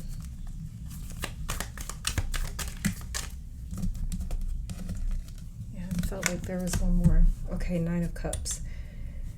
So we've got the Ten of Swords right here clarified by the Eight of Cups, the Eight of Swords, King of Swords in reverse, and the Nine of Cups. Underneath the deck, exactly, 3 of Swords. This was painful. And while you had every right to lose your shit, you had every right to go off, you had every right to be angry, you had every right to do what you felt like doing, you had every right to emotionally respond in the way that you wanted to, you didn't. That's what they're highlighting for you. Something that was quite a difficult situation. You could have flipped out, you could have freaked out, you could have lost your cool, you could have lost your poise, but you didn't. You remained grateful, or you remained graceful. And this is what the energies that were visiting you for Samhain are highlighting. All of them, because your cards keep coming out telling the same story. So all these energies that were around you, because I keep picking up, and that may be why. That may be why you were able to handle it with so much grace, because you were surrounded by so many energies. Like I said, my pile 3s, you guys, I'm picking up that like you host a lot of energies and spirits around you all the time. It's like you host them. So either you are intentionally opening the door and allowing them to come into your space, or they just kind of gravitate towards you and around you. This Ten of Swords being clarified by the Eight of Cups means that the Eight of Cups and the Ten of Swords are connected in your reading. You walked away, or not even necessarily that you like walked away, but you ended up putting a stop or an end to something with your reaction, because you handled it so gracefully, because whatever this is, if this was a person or a situation or an experience, whatever it was, it did hurt you, it stung you, right? And whatever this was, it expected to trigger you. It expected you to be triggered. It expected you to respond. It expected to have emotional control over you. Whoever or whatever this was poked at you, said something, did something that they knew would hurt. And they thought, well, they're going to respond and react like this. This person or this thing or situation thought that it already had your number, thought that it already knew how you were going to respond and react. And what you did instead was you kind of flipped the script. You ended up surprising them, maybe even surprising yourself by just being like, I don't need to entertain this. Eight of Cups twice coming out for you. Twice. You showed a lot of strength to this other party, person, or situation as well. And now they don't know what to make of it with this Moon card. The energy that I'm picking up is like you came to your own rescue. That is another thing that these spirits want to highlight for you, is they recognize the fact that, like I said, you're working with a lot of strength. Strength card energy is just your thing. You guys may have very dominant Leo placements, or maybe you have like a lot of Leo energy in your own natal chart. You could be a Leo, Sun, Moon, Rising, North Node, Venus, even Mercury. But the thing is that these spirits, they keep going back to the message that you came to your own rescue. You didn't expect anyone else to do it. You freed yourself from some sort of possibly even mental captivity. You freed yourself. You realized, I'm feeling anxious, I'm feeling trapped, I'm feeling limited, I'm not feeling good, so I'm going to get out of the situation. I'm not going to respond. The situation keeps poking at me. The situation keeps trying to trap me. It keeps trying to trigger me. It keeps trying to pull strength from me. It keeps trying to take strength away from me. It keeps trying to make me forget my power, my strength, and who the fuck I am. But that's not going to happen. I don't care how badly you impact me. I don't care how much you hurt me. You've got more authority over your being than this situation or person thought that you had. And that is what these energies that visited you on Samhain are highlighting. So I don't know if this is something that you went through around the time of Samhain, right before Samhain, if this is something that you're currently going through or have yet to go through. But whatever it is, it's like the way that you handled it or have handled it or are handling it is just with grace. It's with strength. It's with poise. It's with swag. There's a type of aura around you. There's a lot of yellow too in your clarifiers. Your aura may be yellow right now. It may be yellow, which would be solar plexus area, solar plexus chakra. Very, very connected to Leo energy, strength card energy, sun energy. So, yeah, that's like all willpower energy right there. It's like, yes, it hurt. Trust me, I'm grieving. It's like, yeah, I'm grieving. 5 of Cups. Yeah, I'm hurt. 3 of Swords. Maybe it made me feel powerless for a moment. Maybe it made me feel trapped for a moment. Maybe I had to stop, pause, reflect, and figure out how the hell I'm going to get out of this or how the hell I'm going to get through it. But you're not going to stop me. If there's one thing that you guys know that has been consistent for you is that you can't beat me. You can't defeat me. I'm too strong for that. I'm too strong for that. We've got 8s all over your reading. This is strength card energy all over your reading. No matter who or what this was that tried to break you down, they were never going to get to you. It doesn't matter how badly they hurt you. You guys have a high pain tolerance. And the pain tolerance that I'm talking about is not even like physical pain. It's like emotional and mental pain. You guys have a really high pain tolerance, to the point where it's like you still are able to keep a level head, King of Swords, even in situations where it's understandable to lose your cool, it's understandable to lose your grounding, your footing, but you guys don't with this King of Swords in reverse. King of Swords in reverse tells me that the situation is very maybe lopsided, or it's not very clear, or is pretty chaotic. But the King of Swords works in chaos. That's the thing. He is in reverse, but he's still here. He's still showing up in your reading to clarify the Ten of Swords right here. So it's like, yeah, this may be a very chaotic situation. I might not know exactly how to deal with it, but one thing that I do know is it's not going to break me. And one thing I do know is I will figure out how to deal with it. Oh, I didn't even notice the Nine of Cups sitting here. See, this is what I'm talking about. You guys took this Ten of Swords moment. You took this storm. You transmuted it. You turned it into something beautiful. You made something that's very ugly, possibly even disturbing or traumatic with this Ten of Swords right here. You made it beautiful by transmuting it. There's pain written all over it, and you took pain and you made it beautiful. You guys, I don't know why a story or a book keeps coming up. Maybe you're writing a book about your life. Maybe you've been kind of led or called to write a book about something or your life. If it's not a book, maybe it's just you sharing your story. Maybe it's like a podcast, a YouTube channel, social media, something like that. You're taking it and you're like using it to bring you joy. Wow, you've turned pain into joy. Jesus Christ. That's what they're sitting back and watching. Because remember I told you guys with the Hermit, I picked up that there's an energy that's just sitting and watching you. It's not interfering. It might be majority of these energies around you are sitting back and watching, and they're not interfering because they simply don't have to. You have gotten to such a place.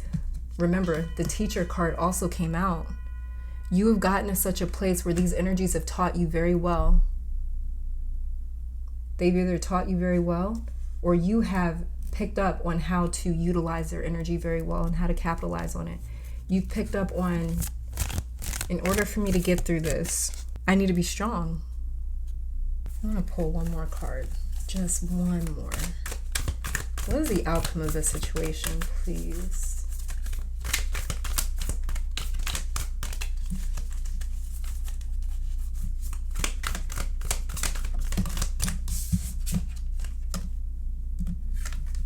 Pentacles.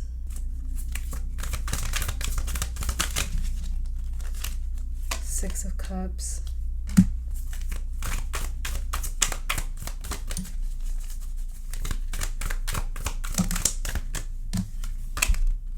Queen of Swords. This person can't even steal your memories from you. You're going to look back on this, and you're going to look back on it with forgiveness or compassion or love.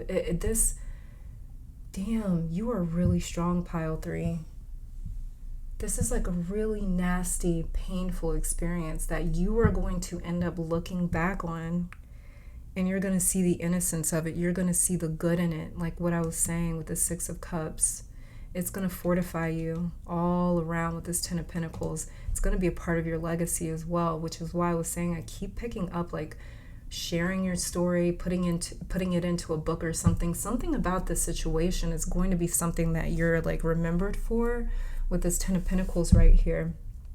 Like I said, you transmute it, you turn it into something beautiful. Queen of Swords. This could definitely be written or spoken word. You guys writing down this experience, talking about this experience, telling other people about this experience. This is you sharing that experience. But at the same time too, this is going to, it's going to mentally settle you. You're going to have this respect about you that you end up earning from a lot of other people, from a lot of peers, because of how you handled the situation with this Queen of Swords right here. That's the outcome of this for you. Whatever and whoever this is should be quite careful, because the spirits around you, like I said, they're just watching. And that's always a little concerning for me. Yeah. Ten of Pentacles. Yeah, that's another thing that they're also saying. You got a lot of energies around you, all around you. The thing that I'm a little worried about for this situation or this other person here is this Hermit card. You got some energies around you that are just sitting and watching. They're literally just taking inventory. They're taking count. They're keeping score. And what they're going to end up doing is they're going to fight this battle for you. And that's why whatever the situation is, needs to be careful. They need to ask for forgiveness. If it's a person, they need to repent. They need to get right with you. Because this can be a very dangerous situation for whoever may have done something knowing that it was going to hurt you. Because it did end up hurting you. It's not that it didn't hurt you. It's the fact that it did hurt you and you still handled it the way that you were supposed to. Pain doesn't always make us think very clearly or think very rationally. You were still able to maintain that rationality. You were still able to maintain that grace. Everything that they try to do to you is coming right back on them. And the difference is, though, between you and them, this is going to break them.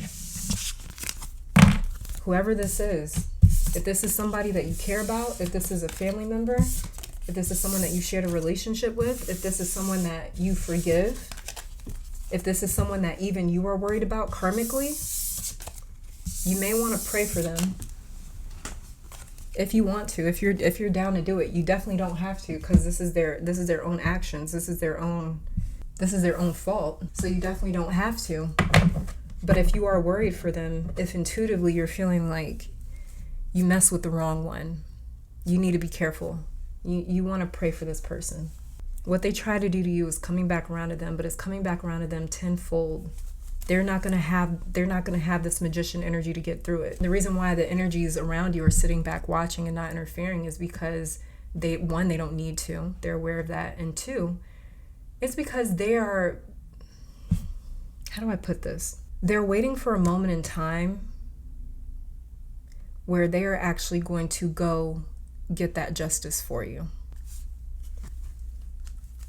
They're waiting for the situation to pan out, so then they can go and initiate that karmic retribution for you. Which is why you still have a moment, you still have an opportunity to pray protection for this person if it is a person that you still care about, even though they may have done something painful towards you. If you still care about them and you already know they're not spiritually where you're at your level. You already know this about them. Like I said, this could be a family member, a loved one, an old friend. Whoever this is, if you still care about them, you still have the opportunity in the window of time to pray for them before this karma comes for them. It's almost like when somebody writes a letter to the judge or something, what is that called? Where they're like trying to like get like a lesser sentence for someone that maybe wronged them or a loved one of theirs. And then they write a letter to like the judge asking to like reduce their sentence or to be a little lenient with them. That's what I feel like is happening with you guys. Some of you guys may be at that place where you're just like, I don't want to see this happen to them. They're not going to be able to take it the way that I do. Look, forgiveness, reducing burden. Exactly.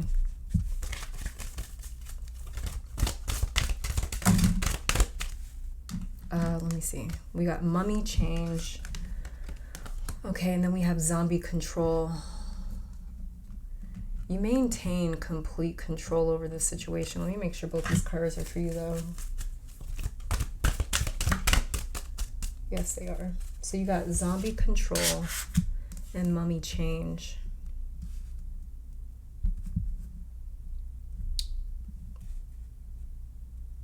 Whatever this energy was, it just didn't expect you to recoup from it, especially the way that you did.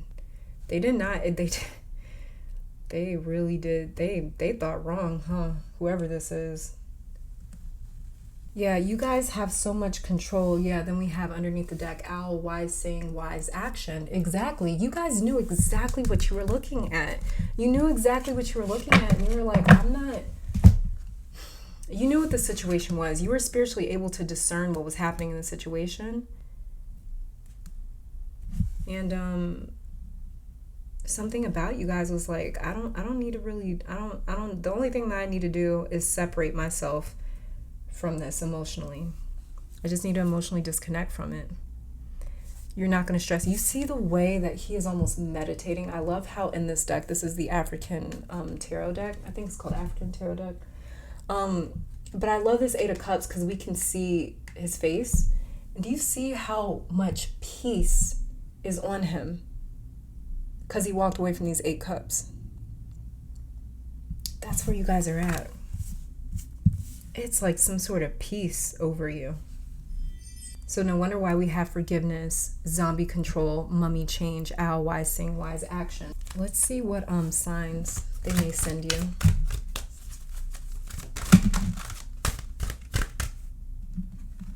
So we have psychometry sensitivity. You guys may be sensitive to objects right now, crystals, objects. Someone as well too, pile 3, let me also say, someone as well may have given you an object that was programmed. If you feel any sort of discernment around that object, like I need to throw that away, throw it out. Because somebody may have programmed an object to see this ring in someone's hand and it looks like they're almost giving it to them, or like someone else is receiving this ring. This is telling me that someone may have given you an object that was programmed.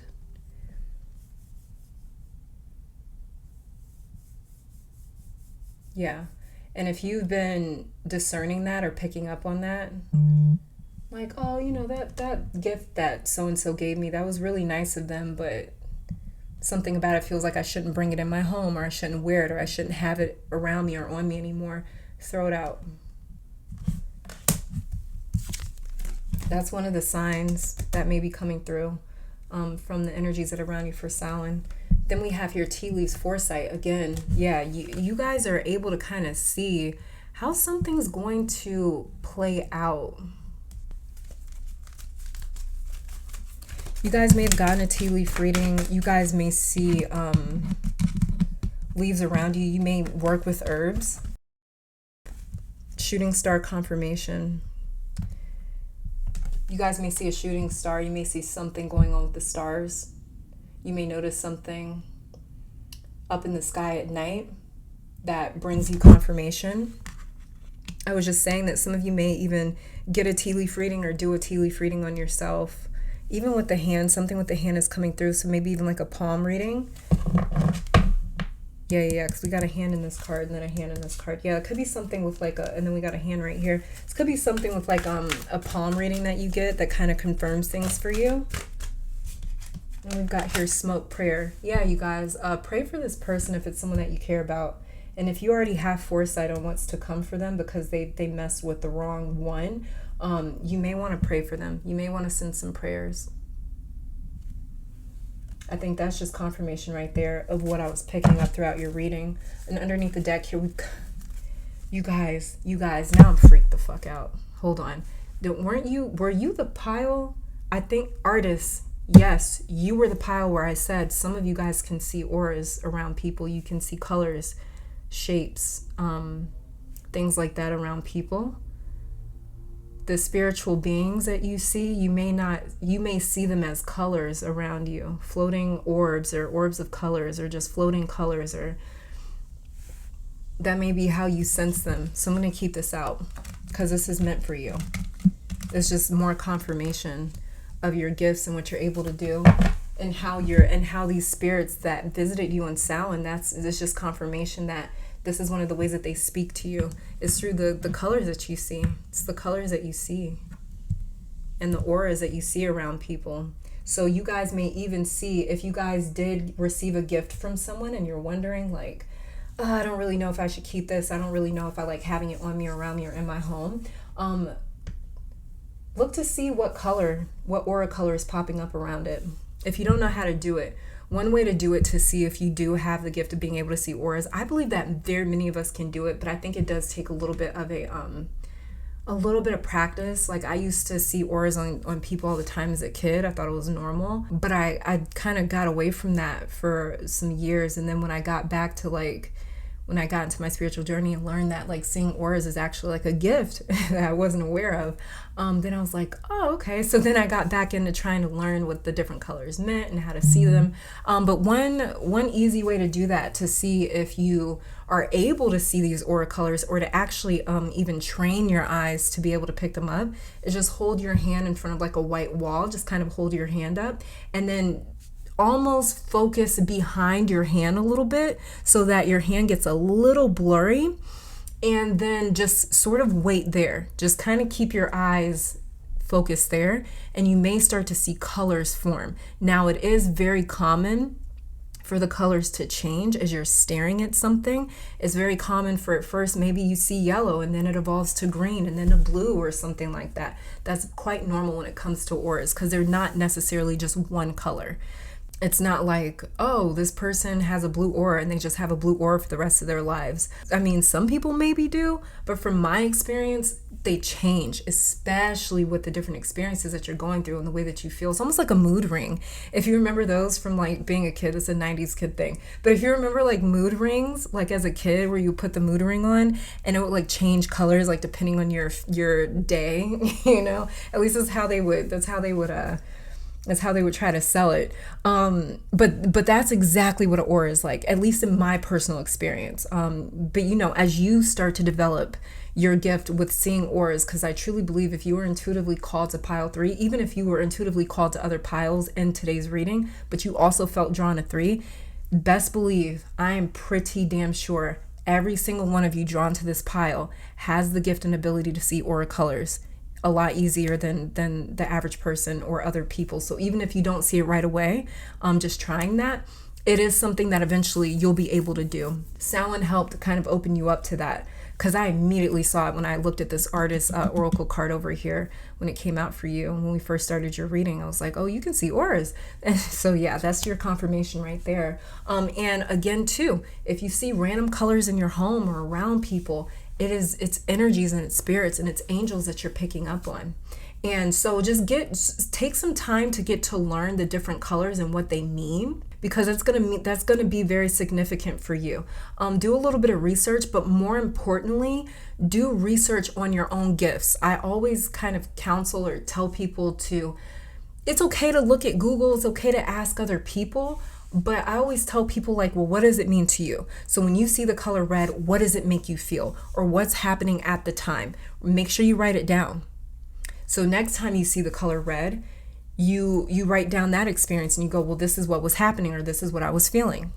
So every time you see red, you're going to start to see a little theme of like, okay, every time I see red, this type of experience is happening, or I'm feeling this type of feeling or this type of emotion. And you are going to start to understand your own intuitive language, because aura seeing colors is it's a language for you intuitively. It's a language between you and your higher self. And your higher self is the one that has the definition for all these colors and what they mean and these shapes and things of that nature. Google will it'll kind of get you there, but not really.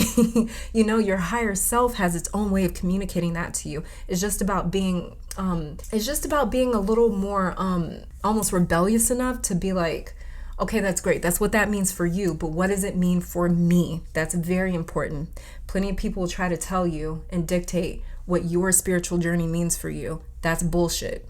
Your spiritual journey is defined by you and you only. That is why God put you in your shoes. And that's why you're not walking this path with other people. And even if you are walking with other people, they got their own journey that they're on. So this is about you defining these colors for yourself. Okay, so this is what I'm seeing for my pile threes. Like I told you guys, so sorry if this reading is just like super long. I knew it was gonna be. I don't know why I set myself up like this, but thank you guys so very much for tuning in, pile three. Beautiful things on the way to you guys. Say a little prayer if you need to for this person. If it's someone that you care about, just wanted to remind you of that. Write a letter to the judge for sure, okay? But this is all that I'm seeing for you, pile three. Thank you guys so very much for tuning in. Let me take this time to thank your guides, my guides, our higher self, amazing spirit, and these energies for coming through and delivering these messages today. Totally check out that Patreon reading of the horoscope that I did for Samhain. If you want to check that out just to get even more information on who this could be and the messages that they have for you, it's more information on that reading, on that astrological reading. Link is listed in the description box down below. Other than that, you guys, please stay safe, healthy, blessed. Keep conquering the world. I love you guys so much, and I'll see you next time. Bye, guys.